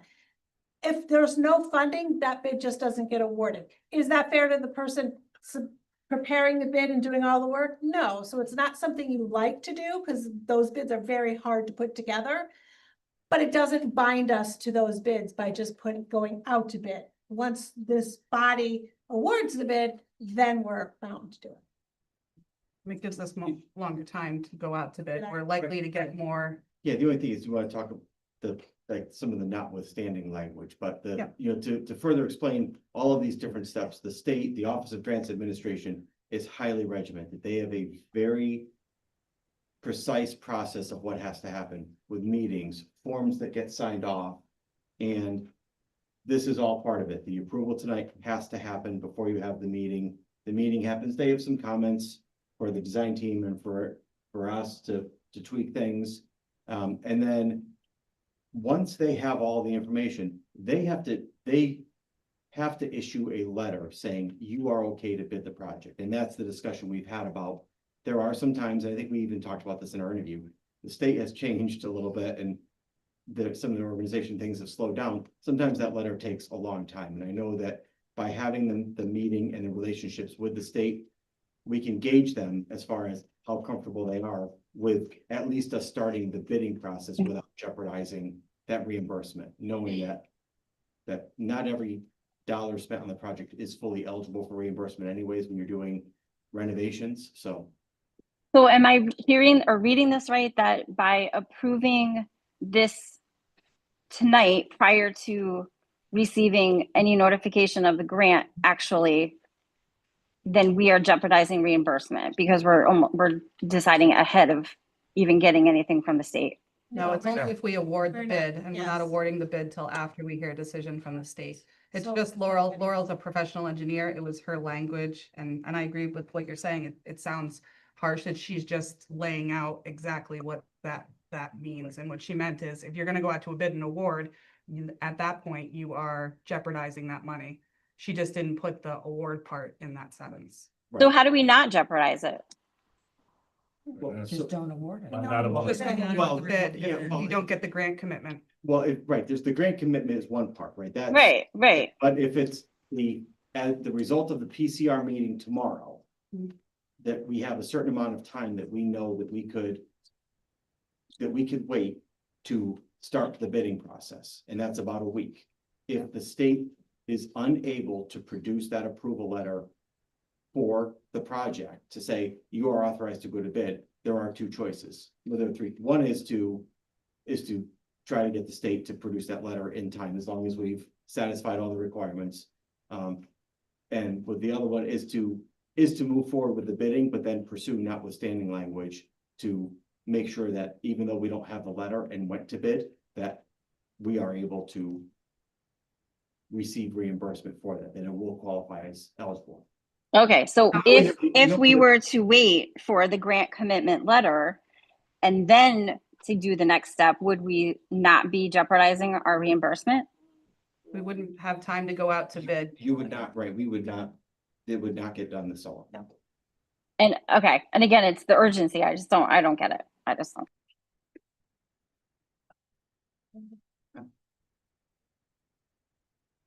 All right, well, we did discussion in between, but we can always add some discussion. So I would need a motion to certify that these plans and project manuals as prepared for bidding and dated May 9th, 2025, and the professional cost estimate completed in accordance with level 3 of ASTM International Standard E1557, standard classification of building elements and related site work, Uniform Act 2, for this project dated May 14th, 2025, have been reviewed and approved for this project on the dates shown above.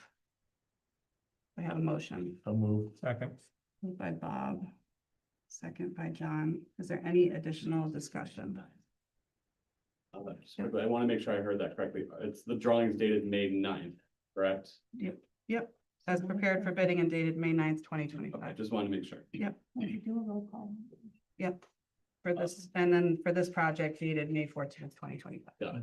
The only thing I have to ask is the building committee did recommend going forward with this, right? Yeah, the building committee had the documents, they went through it, they asked, I just asked them to basically reiterate the questions that the building committee had from their questions, from the 4:30 meeting.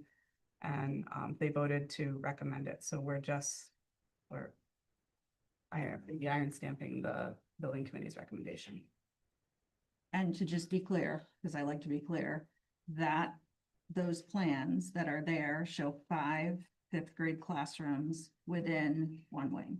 Yes, three normal sized classrooms, 2 smaller classrooms. It would be around 18 on the smaller classrooms and 22 on the larger classrooms. So that's what we're voting yes on, is that right there. That's what, if whatever we're voting on, if that's what we just looked at.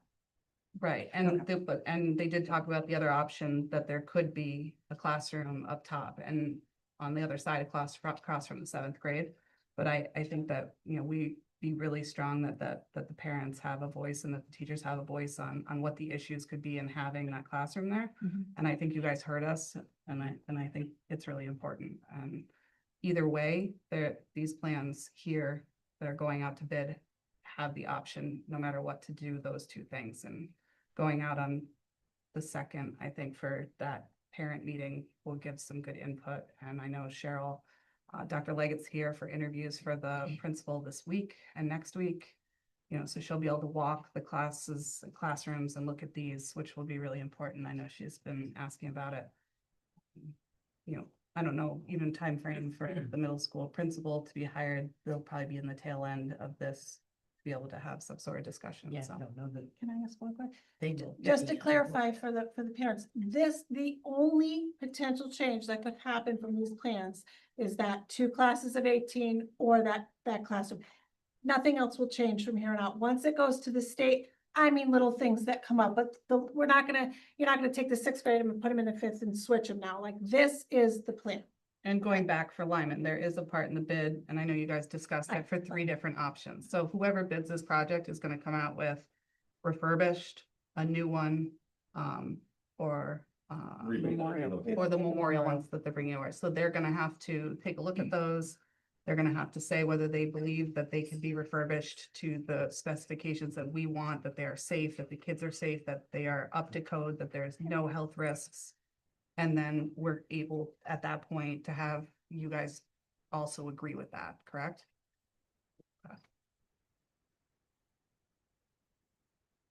Any other questions, discussion? Okay, I'm gonna do a roll call vote just because we have more online. We'll start with Tina. All those in favor? Aye. Aye. Oh, Tina, you'll just say your name, please. Lucy Petrella, aye. Bob Moore, aye. Lindsay Dahlheimer, aye. Jamie Rohrback, aye. John Manone, aye. Senator Darcy, aye. Maura? I'm a no. And can I just say something? I just want to thank Rusty and all the architects and all the building committee. It's nothing against their work. I just think I'm just not ready to vote yes after not hearing it, and especially not before the grant commitment letter. So thank you. Okay. All right, motion passes. Thank you so much, guys. Appreciate it. So number 5B, I'll just start with a motion so we can have discussion. I would need a motion to approve and award the RFP 2025-003 construction manager at risk for the renovation and addition to Memorial School to ONG Industries. So moved. Second. Discussion. So the building committee had, there's some questions about like executive sessions and no minutes on things. And Tim, you want to explain how that goes with the RFPs? Well, sure. Interviews for responses to proposals, a request for proposals are done in executive session because it's still a negotiation. It's not done in public session. And then once all that stuff is proprietary information and stuff that is not done in public session, just not. So once the contract is awarded with an agency, then the public can see that stuff, but you can't, well, it's still a negotiation.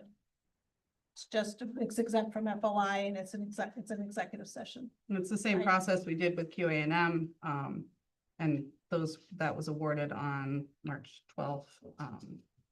The building committee worked incredibly hard to go through these proposals and the RFPs. It's an interesting process, and Bob touched on it at that meeting, but building committee really felt that this was a phenomenal group of humans that were going to be able to take this project and get it done and in the timeline that we are looking at. Building committee interviewed 3 different proposals for the construction manager at risk. The construction manager at risk is basically our agent to build this project. So the building committee and the board have oversight, and you might want to explain your role a little bit. I think for people to understand what the construction manager at risk is, we had 3 excellent proposals. It was a very, very close decision.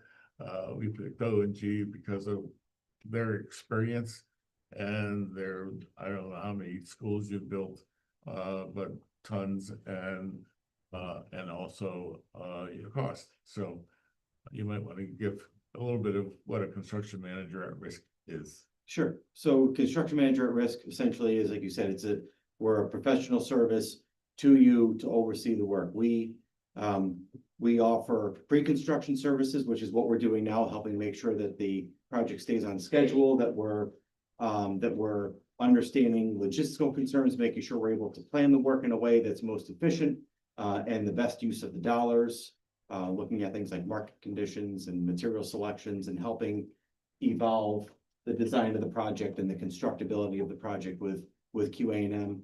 When we move into construction, you hold one contract with us. We in turn are responsible for the bidding process, making sure that we're crafting bid packages for the work that outline every component, who does it, when it happens.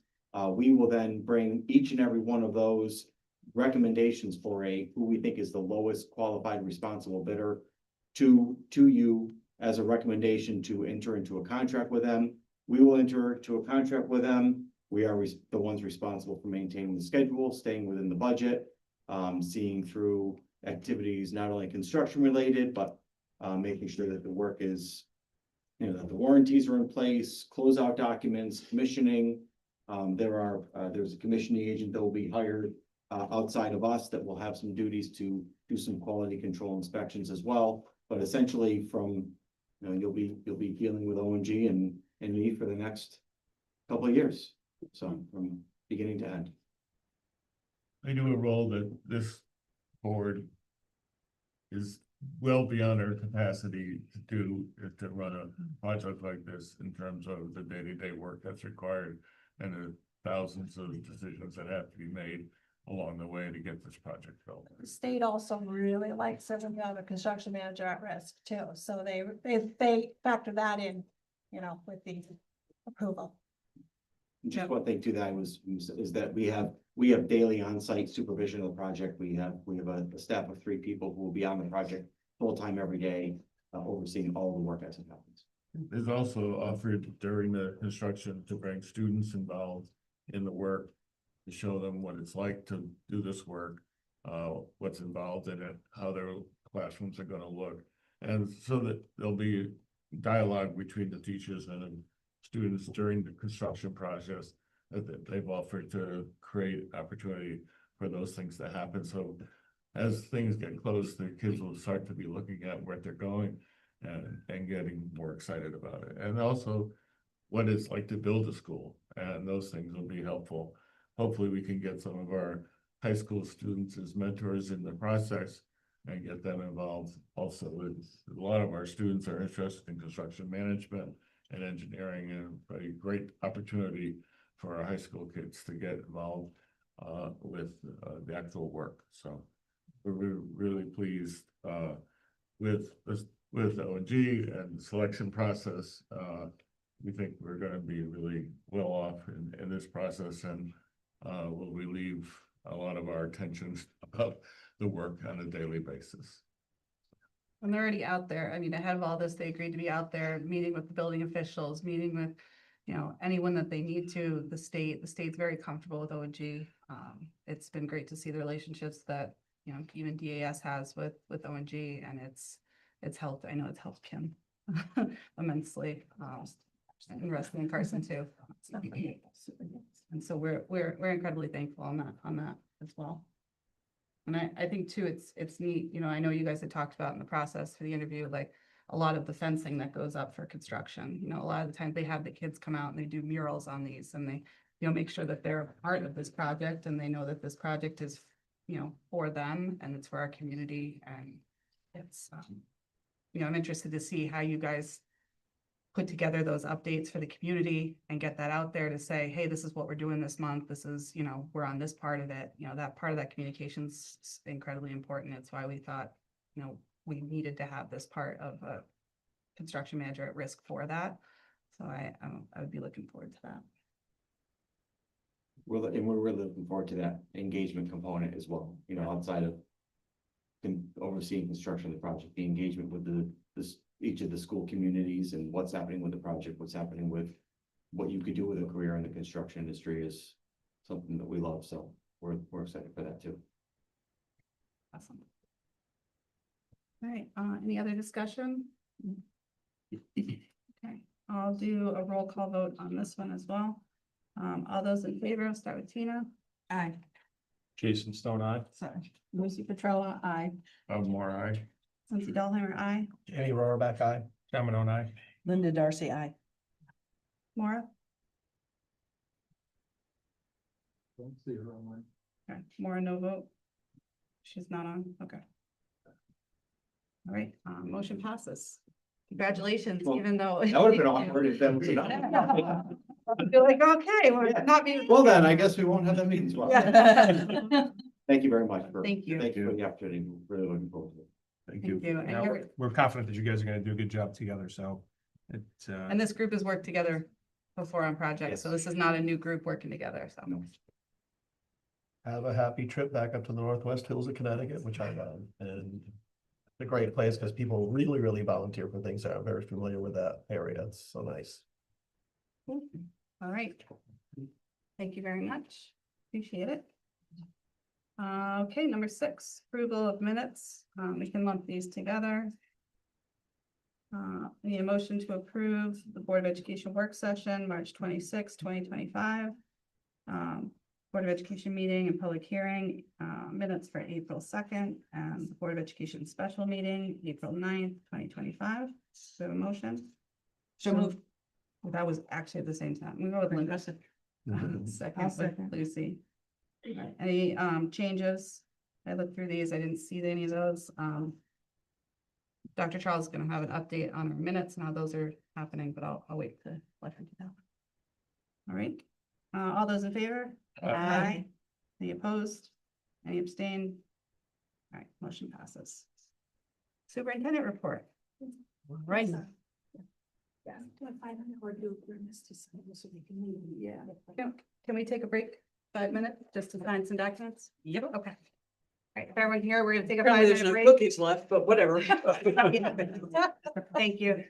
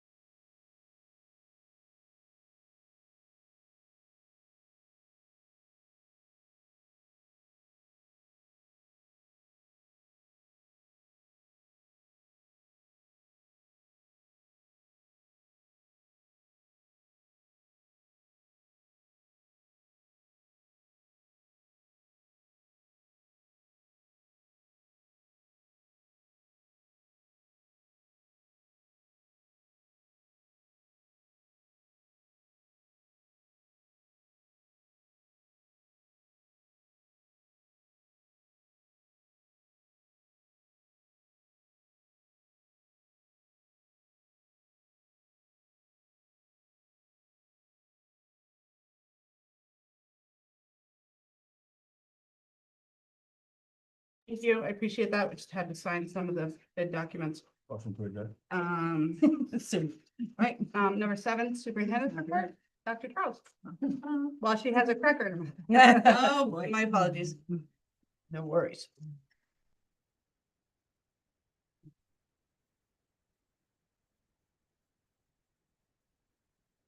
Okay. So, first I'd like to take time to recognize and thank Deb Waz. She was our recorder of the minutes for RSD 13 for the past 9 years. So that means she worked under 3 different superintendents. She did the minutes for hundreds of board meetings. And so I really want to thank her for her service. She did an outstanding job. Yep. We have a new person, Jennifer Scarozo, and she's going to take on this very important role. She has experience as an administrative assistant at Liberty Bank, where she did transcription and minutes for their meetings. And she also works as a proofreader for court reporters. So I think we've got a well-qualified person. She is grateful for the opportunity and really looking forward to working with the district in this capacity. So I think we're in good shape. As a reminder, about minutes, there are no specific format for minutes other than there's some requirements to record the votes and a record of persons present in executive session. So at minimum, the minutes should include when the meeting was convened, the members of the Board of Ed who were present, a short description of the business transacted, a listing of any action taken by the board or committee specifying any votes taken and listing how each board member voted, any executive sessions held with a statement of the reasons for the executive session and who was in attendance, excluding, of course, if it's for a job interview, and when the meeting was adjourned. So I know that Jen is probably well aware of that, but sometimes it's good for us to remember that it doesn't have to be an absolute word for word transcription. It has to just record those basic things at minimum. The other thing I wanted to share with you is the career fair that we had. Our high school sophomores had the opportunity to attend the Middlesex Consortium of Schools, and it's a joint venture between the Middlesex Consortium and the Middlesex Chamber of Commerce. And we hold a huge career fair at Wesleyan University, and this happened on April 24th. And the students from the Middlesex area had the opportunity to speak to over 100 businesses in each career cluster. And throughout the day, the kids engaged in mock interviews, they sharpened their communication skills and gained real-world insight into the job application process. There were so many different industry professionals providing feedback and helping students build confidence and prepare for what might be their future employment opportunities. Region 13 is an active participant in the Middlesex Consortium, and it provides the professional development for principals, curriculum leaders, and superintendents in Middletown, Cromwell, Portland, East Haddam, East Hampton, and RSD 13. And in order to plan this event, it takes a whole year to be able to pull this off. And key people on our team that help with this are Lynn Schofield, Leslie Stratton, and Matt Thompson. And they help plan and execute it so that it becomes the great event that it really is. Tomorrow, we are going to start our interviews for the Strong Principal. And we're very excited. We have 40 applications. We have an excellent pool of candidates. So I'm very excited for that to commence. We have some wonderful entertainment coming up in the near future by our talented district students and music staff. The high school jazz night is tomorrow night. Also, the Brewster Art Show is tomorrow at 4:30. The Memorial Spring Concert is on Tuesday, the 20th at 6 o'clock, and the Strong Spring Concert is at 7 on Wednesday. And their band concert is the following Wednesday on the 28th. So certainly check our district calendar for many other events that are occurring between now and the end of the year. It's a very exciting time of year, and it's really great. I had the opportunity to go to the Lyman Art Show and see the delightful artwork that the kids produced. It was just enchanting. And so I know we have some super talented students and staff, and I encourage you to check it all out. Awesome. Yeah, just on the interviews, it's been great. They've been flowing in, and board's role in the interviews. We have a couple board members that have volunteered to sit on either the first or the second committees. I believe John and Bob and Linda. No, Linda's not. John and Bob. And then Tina and I reviewed applications along with the team, just to go through and rate and give comments based on the applications that came through. And it's amazing to see the amount of skill set and experience from so many of these candidates. It's phenomenal. And it's gonna be a big enough for you guys to do, but I thank you all for doing that and volunteering the time. And Dr. Liggett is going to participate also. Yep, that's great. I'm And glad that she's able to do I that. think on the It's 19th, important. she's coming down for the second part of the interviews. She'll be here for the first one, but also coming down for the second. And then she's coming down the full day on the 19th, and she's got a full day of meeting with the principals. Bob and I are gonna try to get her for lunch and just talk to her for a little bit. And she's so incredibly excited. And she is house hunting on one of those days, so she is pretty excited. Friday, I think. Yep. So. Great. Thank you. Linda, can we, as a board, send a thank you to Deboise of some nice sort with maybe a gift? Yeah, absolutely. I think it's a Because great I idea. think that, she's produced so much writing and history of this board. Like I've never seen anywhere else, that have this kind of record of the last 10 years and the detail that she's been able to capture in all those minutes of not only the board meeting, but the committee meetings. It's, I don't know how And she she does it. knows everyone's voices. She Yeah. knows, She does. even just She's amazing. with the new person starting, trying to figure out who names are. Like, I took that completely for granted that Deb just knew, and Yeah. it's like magic. She just knew how to do it. And she's semi-retiring, so this is the chunk of the retirement that she's starting. We I definitely don't wish you blame her well. for grabbing this one first. Yeah. Right. I am thankful for the last 3 years that nobody on this board currently had to amend meeting minutes because of spelling error or grammatical errors. It's okay. We forgive it. It doesn't matter. Yeah, she's been phenomenal. That used to slow us down a lot. Yeah. Okay, that's all I have on that one. That's it. Mine are covered in there, so, I can do it on communications, but I guess I can do it here. And I'm not sure how many people do. I know it's been online, and I know, a lot of people have been talking, but, the high school had, applied for an award through the Connecticut Association of Schools, to honor both the Durham Volunteer Fire Company and the Middlefield Fire Company. So yesterday, during a drill conducted by Mr. Bradney's fire class to science students, Cog and Chug administration, and representatives from the Connecticut Association of Schools presented both the Durham Volunteer Fire Company and the Middlefield Fire Company with the 2025 Distinguished Friend of Education Award. So this was established in 1983. The award honors a person or an organization for distinguished service to education in Connecticut. Middlefield Chief Peter Tick, who's also our fire marshal for both towns, and Durham Chief Terry Wall, and the personnel of both of the departments were nominated by Mrs. Stone and Ms. Trainer for their ongoing commitment, not only to the safety of RSD 13 students and staff and faculty, but also to the success of our fire science program, which they have generously shared their time and resources and expertise. They've been coming out and doing drills with how many days? It's one day a week. It's on. They usually come about one day a week if they run hoses or Yeah. they cut up a car today. Yeah. It just depends on the day, what they want to do. So they're just getting different experiences from the fire departments, and they were floored. I know Durham had their annual meeting last night, and they were just really honored. So it's really great. And you talk about volunteers, they're coming every week and volunteering to show them these things for our students. And that's what we should be encouraging from all aspects of our community and our businesses. And If I can just add to that, Ethan BC has just been hired full-time with the Meriden Fire Department, Really? and he starts Monday.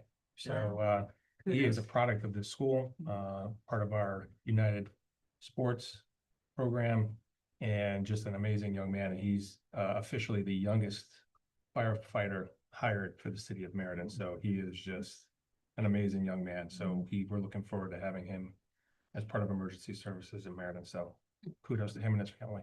Another expression of And- gratitude. I'm meaning he was a Middlefield volunteer, so. Yeah, to I show you think that. he's Middlefield, so he'll be paid Meriden Fire, but he's Paid. also Middlefield Yep. volunteer fire. Wow. Yep. At Additionally, 19. The young man that graduated early this year, who went to Tennessee to attend the fire academy. He also secured a job 18th, first day of his 18th, the day of his 18th birthday down in Tennessee.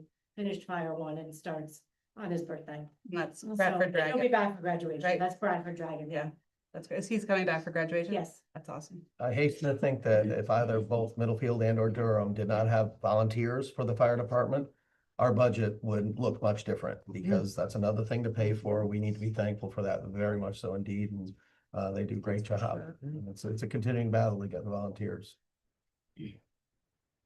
Yep, thank you. I appreciate you sending me that so I could do it.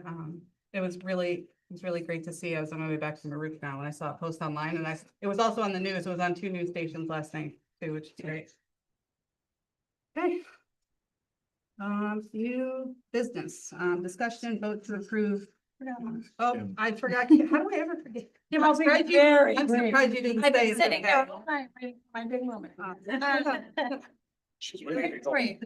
Director of Finance And report. the month of April, we are 79.5% expended, 100% encumbered, again, for our budget, and we've received 81% of our budgeted revenue.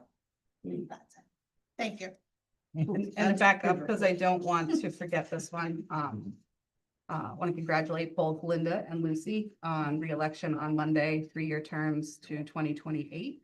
So thank you so much for your tendered service. Thank you, ladies. John talked into it, didn't he? Oh, I twisted their arm. I was well prepared to speak in front of everybody. However, I took the route of don't cause any harm to no other candidates. I just simply nominated her. And I was ready to see it now. Yeah, Like to excellent. know what I was gonna say. Excellent. You know. Short and sweet. That was it. Yep. Welcome back. Yeah. Well, thanks. welcome back. Happy to be here. All right. Super exciting. New business, discussion and vote to approve building committee member. We'll get to it under discussion, but just so we could get to discussion, I need a motion to vote to approve Gregory Putnam onto the RSD 13 building committee. Do I have a motion? I'd like to do that. I'll second. Motion, second by John, discussion. So, Greg Putnam is, a parent in district. He is also, a neighbor, right across from, the new community center. He is incredibly knowledgeable, and a phenomenal human being. I've known Greg since we worked together at Lyman, on a lot of the corn booth, and it was apparent during the process for the RFPs and the interviews that this was a person that not only really truly cares about this project, but he really truly cares about this town. And he has a lot of stake in it. And I think the knowledge that he has is really important to have. I did touch base with the building committee, who think it's a great idea. I know Howie had thought it was a great idea. And ONG and QA&M also are okay with it. And we have a slot open, so. He was one of the principals from one of the other competing firms for construction manager at risk. So it's really, even though he didn't get the award, he did commit to work here and asked to be on the building committee and volunteer to do that. And here is another expert in the field that of construction management that adds to the 3 or 4 experts we already have. And we're truly blessed on the building But, committee. you know, We have a great group of guys We're and gals. very It's good really- He reached out to Kim and I both and said, I'd really like to, I understand we weren't awarded the project, but I'd love to be able to be a part of it, and I'd just really love to honor that. He also has children in 2 of the schools, I think. Mhm. So. Any other discussion? Okay, all in favor? Aye. Aye. Any opposed? Any abstain? Motion passes. Okay. B, approve the Cogachog Regional High School field trip, request for Disney and Southern Iceland. We can do them separately, but do you want to talk on these, Deb? I know we all Yeah, received them in the, As long as you guys have the paperwork in front of you, that I can certainly, Rachel will talk on the Iceland one. Just because. the Iceland. Well, That's the one you're more interested in. Iceland? The Disney one is the one that they go on every 2 years, the music trip. Tim and Aaron, take a group of kids and they perform, they do some workshops with, different Disney, groups down there. That's the one we've, gone on several years now. I think COVID was the only time, but every 2 years they go on that one. So do you want me to talk on both? Or you want to do one? yeah, we can talk on both, then we'll just do separate votes on. Sure. That works. Sure. So are there any questions about that Disney trip? We try to limit the number of days they're out. They go just before April break, I believe, and come back early April break. So it's more like Thursday to, you guys have the dates in front of you. I didn't. They have to come back with awards. They always come back with awards. We've run out of room, but yes, they always come back with a Mickey award and it's beautiful. So they're very successful down there and they really like that on-year trip when they get to go to Florida. They have a lot of fun on that. Never heard about any issues on that trip. So that's good for me. And they raised some of the money for their trip. Yeah, they do some fundraising, especially through Pops. I think Pops helps them a lot and there's a That way craft, is that craft show is part of that, right? Yep. Yep. Yep. And so they just save that all in the student activity account and then decide how they're going to, they have a formula, like a whole thing that goes on through Pops and then.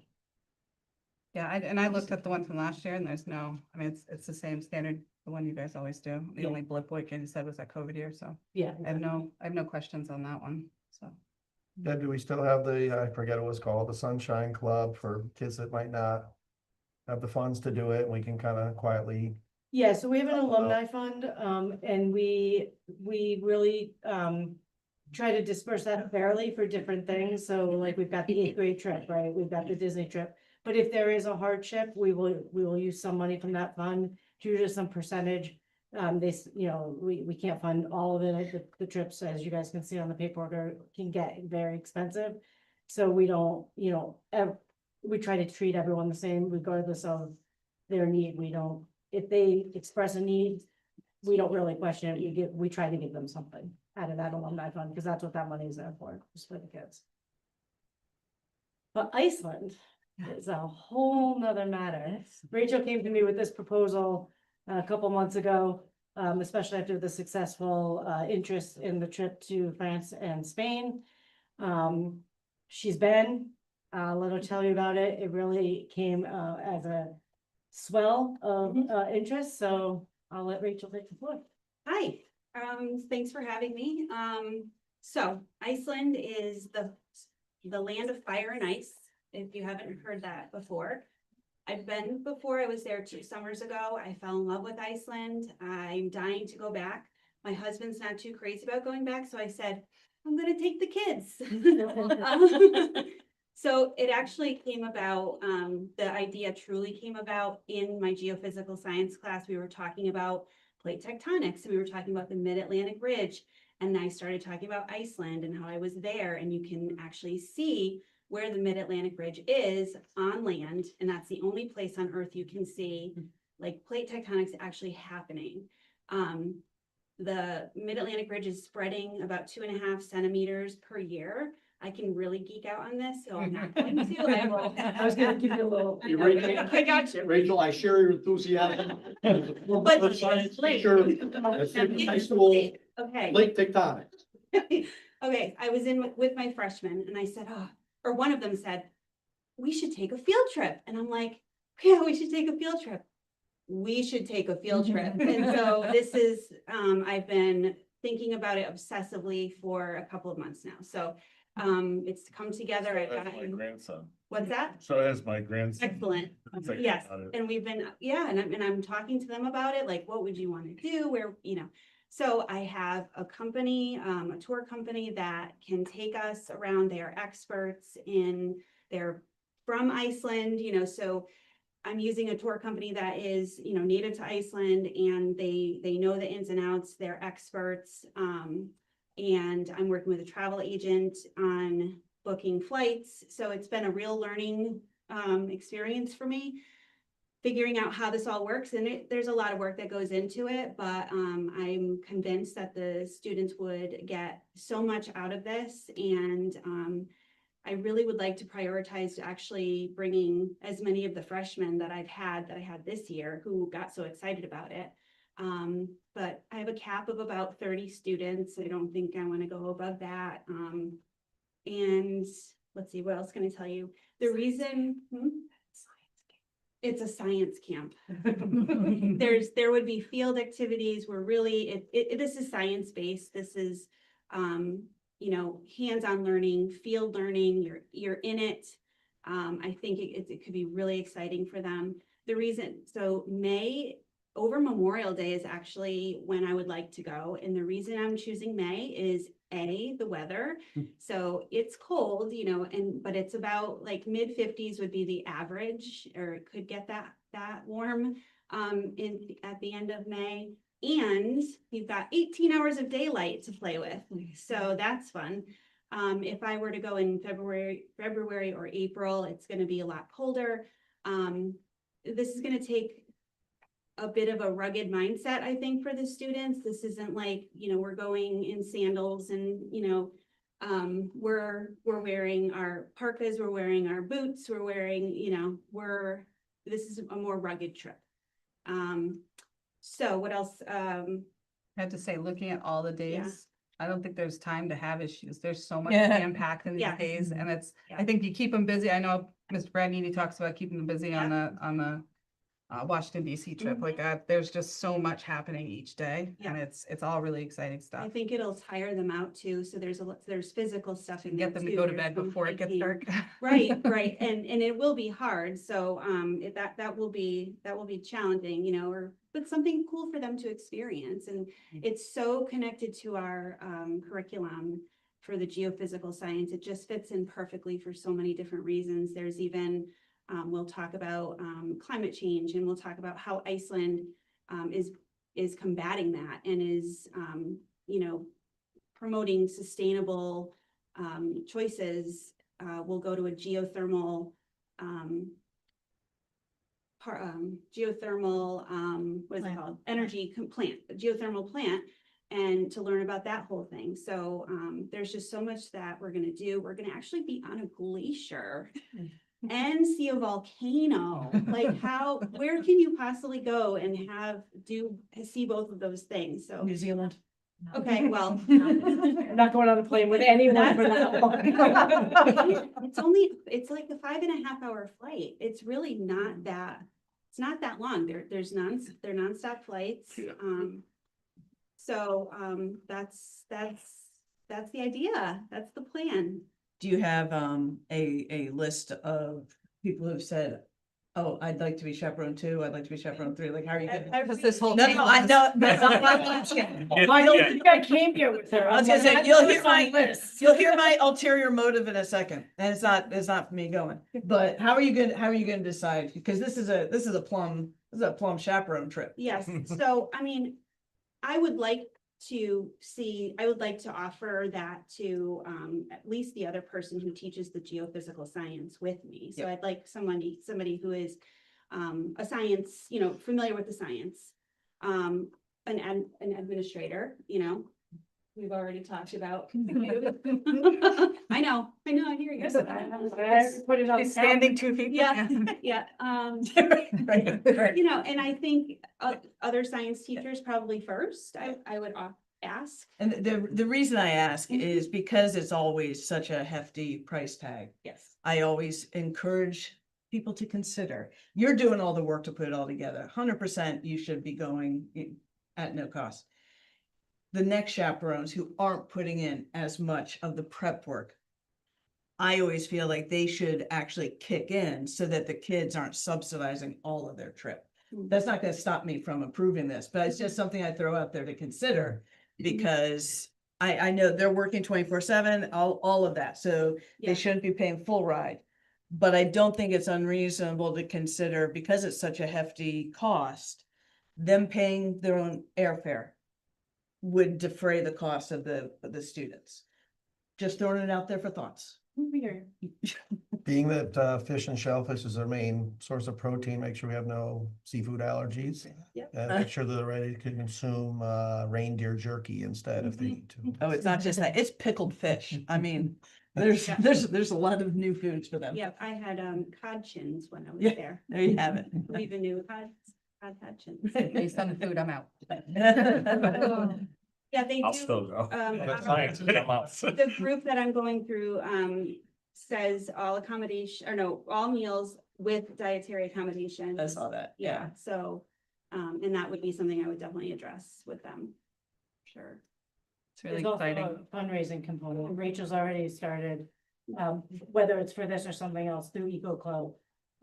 Whether we use the money for this or something else is what I meant. Started fundraising activities that can help offset the cost.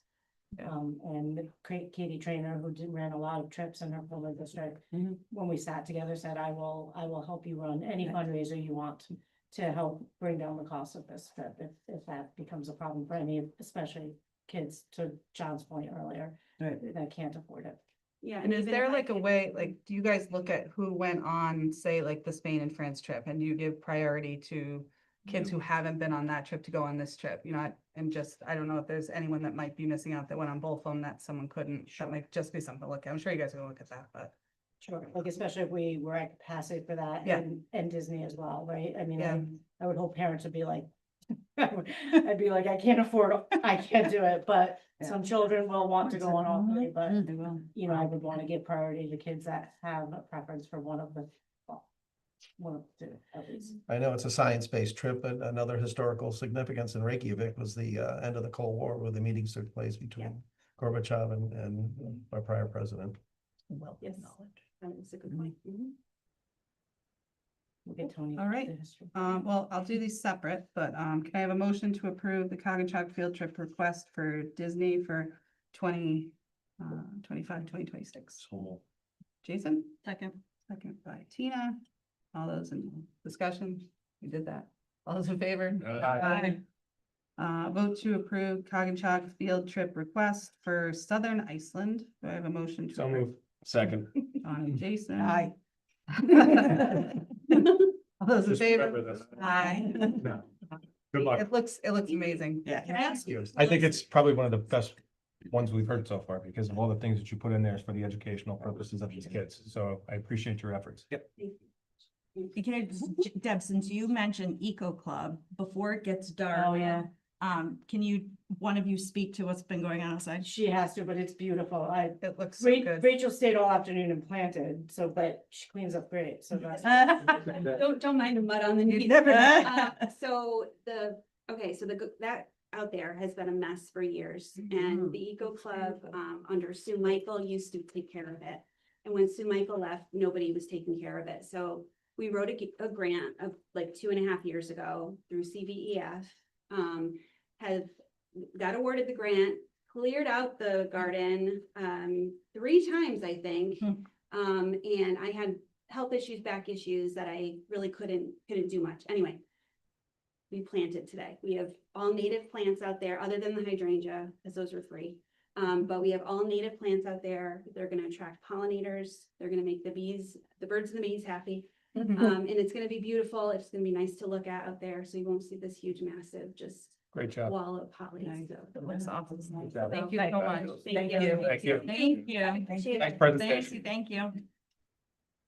We'll have to get the photography class to go out and take some pictures. Well, and if at some point, I know we did it when they boxed in the gardens out back that the Unified Campus Group was doing. If we got some sort of enclosure there, it would be safe for the kids to go out there and do classes and whatnot. Yeah. Because it would be enclosed, like with a, fence or something like that. Cool. Nice food for thought for down the road.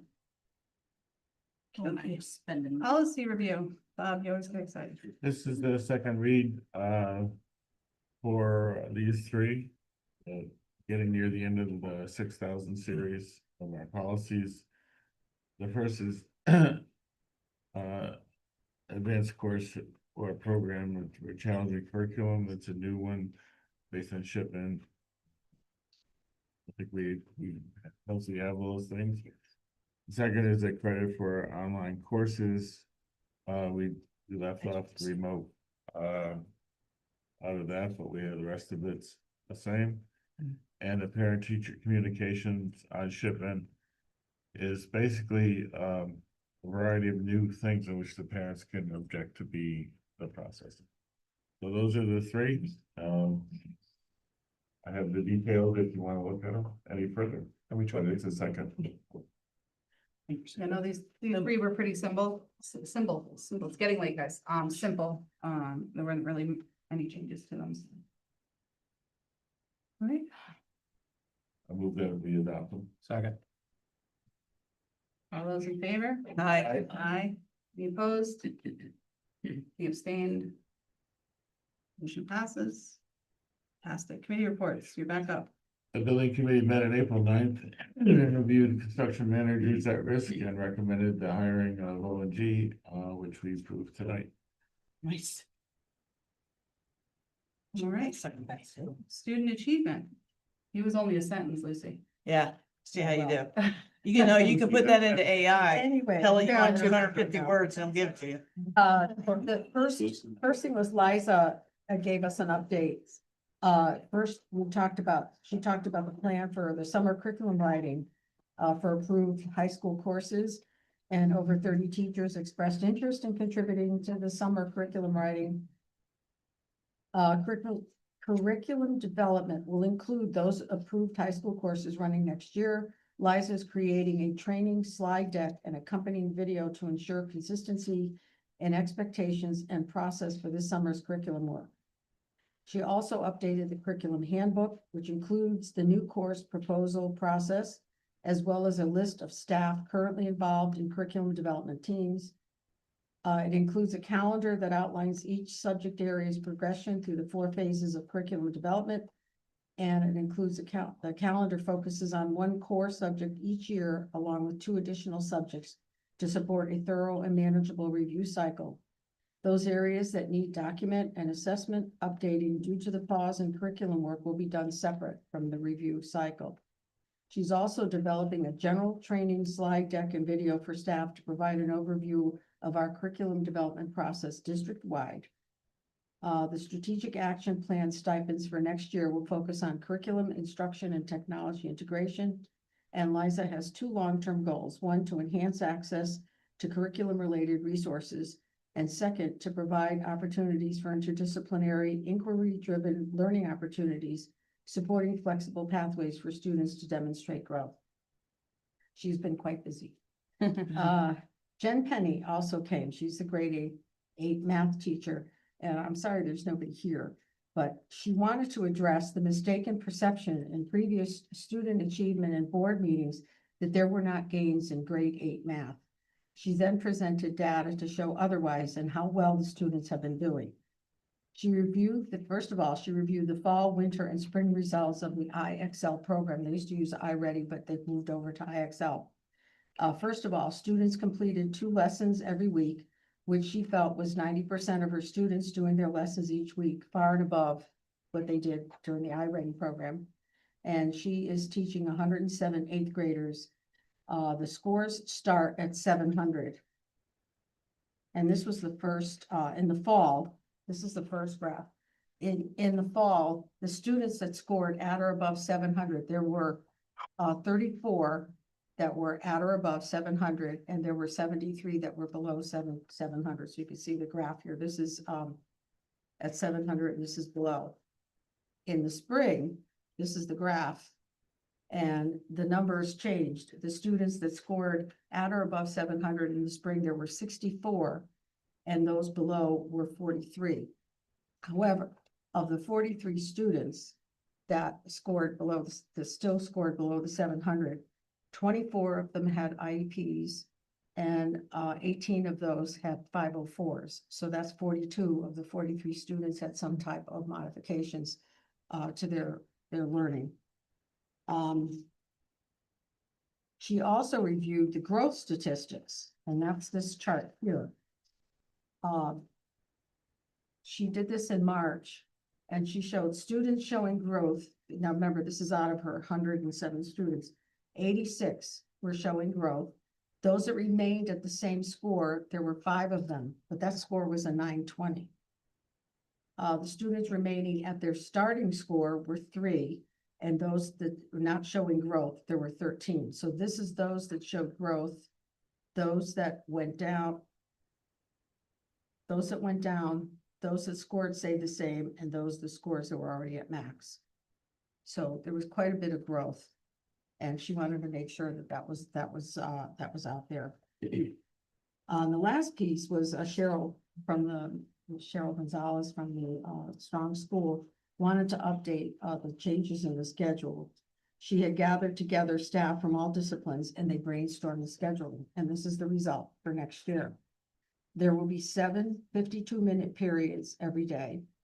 The periods will rotate each day, so students will have classes in each subject area at different times. There will not be any study halls. There will be no homeroom, and students will go right to class. Students will have all their core subjects each day, all year, and instruction time will increase from 210 minutes a week to 250 minutes. Advisory will be longer, it'll be about an hour. There will most likely be more homework with a 52-minute schedule. That's a possibility.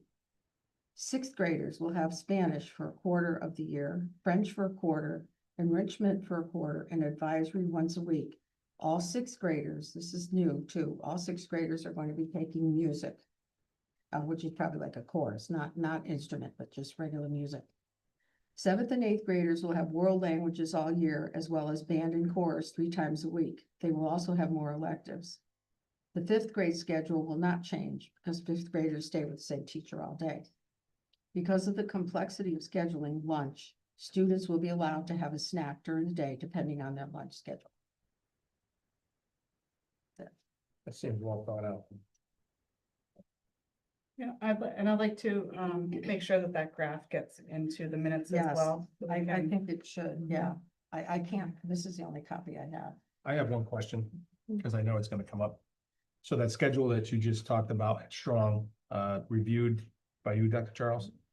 You're in agreement with it? I am. Okay, and I like the fact the kids are gonna get more homework as well. So, but with that said, though, it sounds like it was very planned out and input from all of the teachers from all grade levels.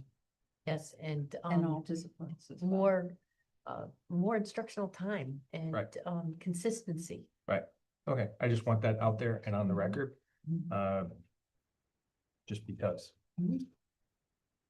You're nervous. Yeah, it was neat. I'm The nervous. committee that Cheryl put together, and we realized it till student achievement, it's from SPED, the classroom teachers, to guidance. And they've been meeting since the fall and trying to figure out the best way for this schedule to work. And they've come up with, and she even talked about there were concessions on each side, some had to give a little to get something and for their students and for the environment. And, Cheryl's just been incredibly proud of this group. And, I applaud Cheryl. She's, leaving us, but she is to the end has been, doing everything to make sure that the school is ready for the new principal. And the staff is really excited about it. I know it's hard for parents. We just recently got an email that, maybe some parents are upset now that the kids that are in high school are not able to now transport their younger siblings going Strong because they're going at different times. And I understand that, but, we also heard really loudly, and Cheryl heard really loudly that they didn't want, 5th graders on the bus with high schoolers. So there's a drawback to both of those. And I think it goes to that not being able to make everybody happy. And I know it's frustrating for any one of us because we all want that, but it was amazing to hear the whole team sit over there and applaud how much effort's been put into the schedule, to know that electives, all of the tech electives are still going to be happening. They're hoping that eliminating homeroom might, make the tardies a little bit better because kids are straggling in because of homeroom. Advisory is still going to be in place, and the related arts teachers are ready to go to be able to step in to do those advisories. It's just been a really thoughtful process for them, and I'm really proud of them. And I'm proud They of Jen, talk I'm proud of about Jen the- for coming to talk that day, because she really was Yeah. able to articulate that data isn't always data. And, you know, I think it's, you know, Liza's been saying that all along. There are certain things in data, especially when we don't have years and years of data on certain things with new programming like this IXL, that we have to make sure we're analyzing data effectively so that it's relevant and it is what's happening in the classroom, because Jen has worked incredibly hard with the students to see that growth. And, you know, I hear her when she said how upset she was, so. Well, that's a phenomenal information, but I mean, even with that though, with the kids that have 504s and in the other issue, I want to see growth in that as well too. Well, I mean, that's part of her data. I think she said in that class, They Between five- probably did, but. what was the numbers? No, I'm What's not, that? I'm not The critiquing, I'm just student saying, we want to just make sure Well, we're not leaving no, that but behind. there were 86 students showing growth. No, I'm saying, so we I don't just know want to how make many sure are that there. even though we've seen overall growth, I mean, and we still had, I mean, you had Right. said there's 43 or 42 of them that had, So of 504, whatever. all of her students, the students with the IEP, 22% of the class, 24 are under IEPs and 18 are under 504s. So to see that growth, knowing that, you know, you might not see growth for February until March, Right. because there's accommodations that allow some of these students to take tests later or to be working on a unit later. And that has to be taken into account when our sped numbers are as large as I they totally are. agree, and we've talked about this in the past. It's extremely important that we have a lot of bright kids in this district, a lot of bright kids that make our teachers' lives really easy. It's the ones that really need it that, and I'm not saying it's easy. I'm just saying we have kids that need help. I just don't want to, I want to make sure that they've got growth too. It may not be the same growth, Right. but growth. And that's good that you're asking questions, because that's one of the things we talked about, that when we receive the data, the achievement of the students over the year, to ask questions like that. You know, we got this piece of information. Well, how many of the special ed students make growth? What kind of growth did they make? Right. So that we take that information that we get and we really delve into it and make Right. it a little Smart more kids are gonna detailed. grow. So it makes more sense. It's even more challenging to have kids that have struggles to grow. So I just want to make sure we're not, we've talked about this, we've talked about it a lot. On the record and off the record, we need to make sure that those kids are getting just as much help, and they're not left behind or forgotten about, or whatever the case may be. That's all. I think we've been doing a really good job, and that goes to show you that is working. That's great. It seems to be a growing movement to eliminate homeroom at a lot of different school levels. I mean, one challenge I experienced this year being new at the high school I work at was if the first period teacher makes a mistake, it causes a bit of confusion for the second period teacher, because they're like, wait a minute, the student could be in the building or not. So it's just, you really got to be on the game with that first period attendance. We also have a swipe in for the building too, and that can mess up as well. But it does require communication among the first and second period teachers to say, somebody said this child is in the building, yes or no, was he or she in your class or otherwise in there? And yeah, it's just, I do it almost every day. Just to confirm the child's there.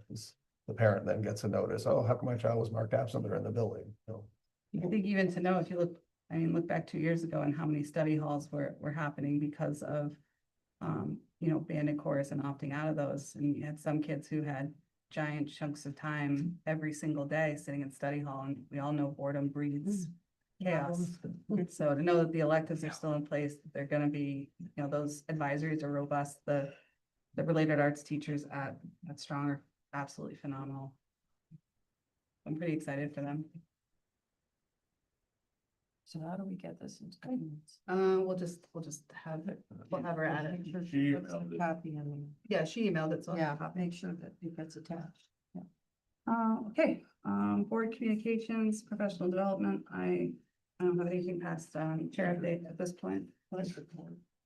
Oh, yeah, well, Bob and I went to, so Kendrick Moore has been here, he's been here for about, 8 weeks, I think, total. He's met with, administration, team leaders of, different parts of the high school. I know he's gone to Strong as well. He works for the CIAC, and he's also, he's the assistant director of equity and leadership. He's a motivational speaker.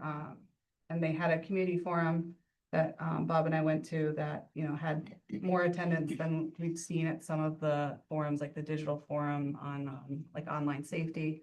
And he's got a lot of good messages Bob and I are gonna meet with him this week just to go over some stuff on a board level. And he's a really great guy, and the response, I think Pat will agree, and has been, you know, great in the district with him being here, so. Absolutely. Okay. With that, I just have one. yeah, do we have anything else under communications? I don't know if it's communication. I just want to make sure that everyone knows that tomorrow night is senior night for baseball. So they're going to be recognizing 8 out of the 9 starters for the team tomorrow are going to be going. There's 8 out of the 9 or 8 out of the 9 starters. Next year's looking rough. I think the girls were on Monday. The girls was on were Monday, so we today. didn't have a meeting to kind of do it. But the other thing I had a quick question on is, they talked about earlier about the fact that there might be some time constraint when the teachers are going to be able to move in August. Can we have kids put in community hours to help? Is there a liability that we need to worry about if the teacher wants that help? Yeah. Is there a way we can facilitate that if the teachers want the help, first off? And secondly, can we find out if there would be a sign-up sheet or something where these kids would say, okay, I want to help such and such move? Yeah, I Just- think even with the interim, I think a bunch of us had volunteered to help. Yeah. You know, But if these kids need community hours, Yeah. probably be a good idea. Yeah, like very inviting, comfortable classroom environment is huge. That has to be high priority. Right. And the kids love it and they want to come to class because of sometimes the room. The high school concert was phenomenal. I got my. High school art show was phenomenal. They're doing a lot of really great work. Dr. Charles talked about the Lyman Art Show, like if you can, there's a link that the administration has been adding and changing dates for. I sent it just recently. If you want me to resend it, I can. But if you click on that document, it keeps updating for events for the end of the year and trying to track it so we can all try to get to what we need to get to. Also, last 7 or 8 years, we've had a scholarship from the Board of Ed. And anybody who wants to donate to that, give money to Meg, so that we can hand out a scholarship on that awards night. And normally we've had them come in to the board meeting after that, so. Yeah, I think the awards for CAVE Leadership Awards and CAPS and that award and another will be at the June meeting. I know Old Homes Day is coming up. The Benchwarmers have a sign up for a dunk tank, which I know Dr. Darcy is super excited about volunteering for. I already signed her up for it. She probably doesn't even realize it. No, it's fine. It's fine. Give the people what they want, I always say. Yeah, I'd be interested. That was in my. I'll resend the link. Just in case you Henry sent us the disagree. link. You can sign up for it. It's on Sign Up Genius. It is on June 7th.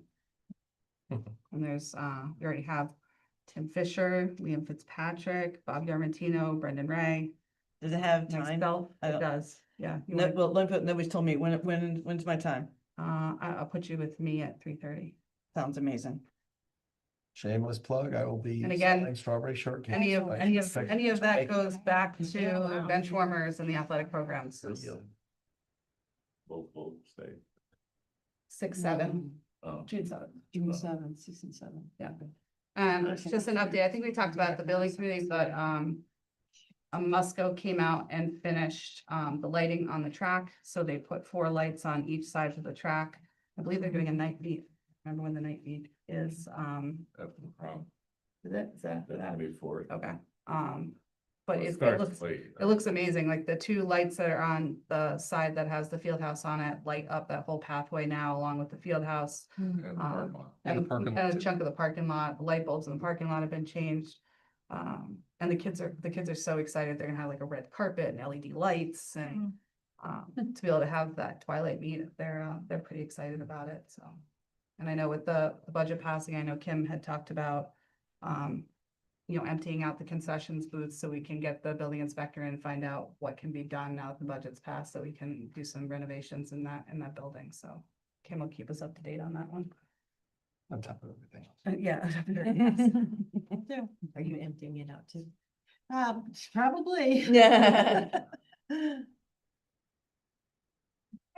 All right, do we have any Kevin is our lonely audience member. Would you like to say anything, Mr. Bro? I think it was a great meeting. That's what I will say. Riveted? And speaking, yes, riveting and speaking strictly editorially, but good job. Thank you, Kevin. As a past geophysical teacher, I used to live just in Iceland.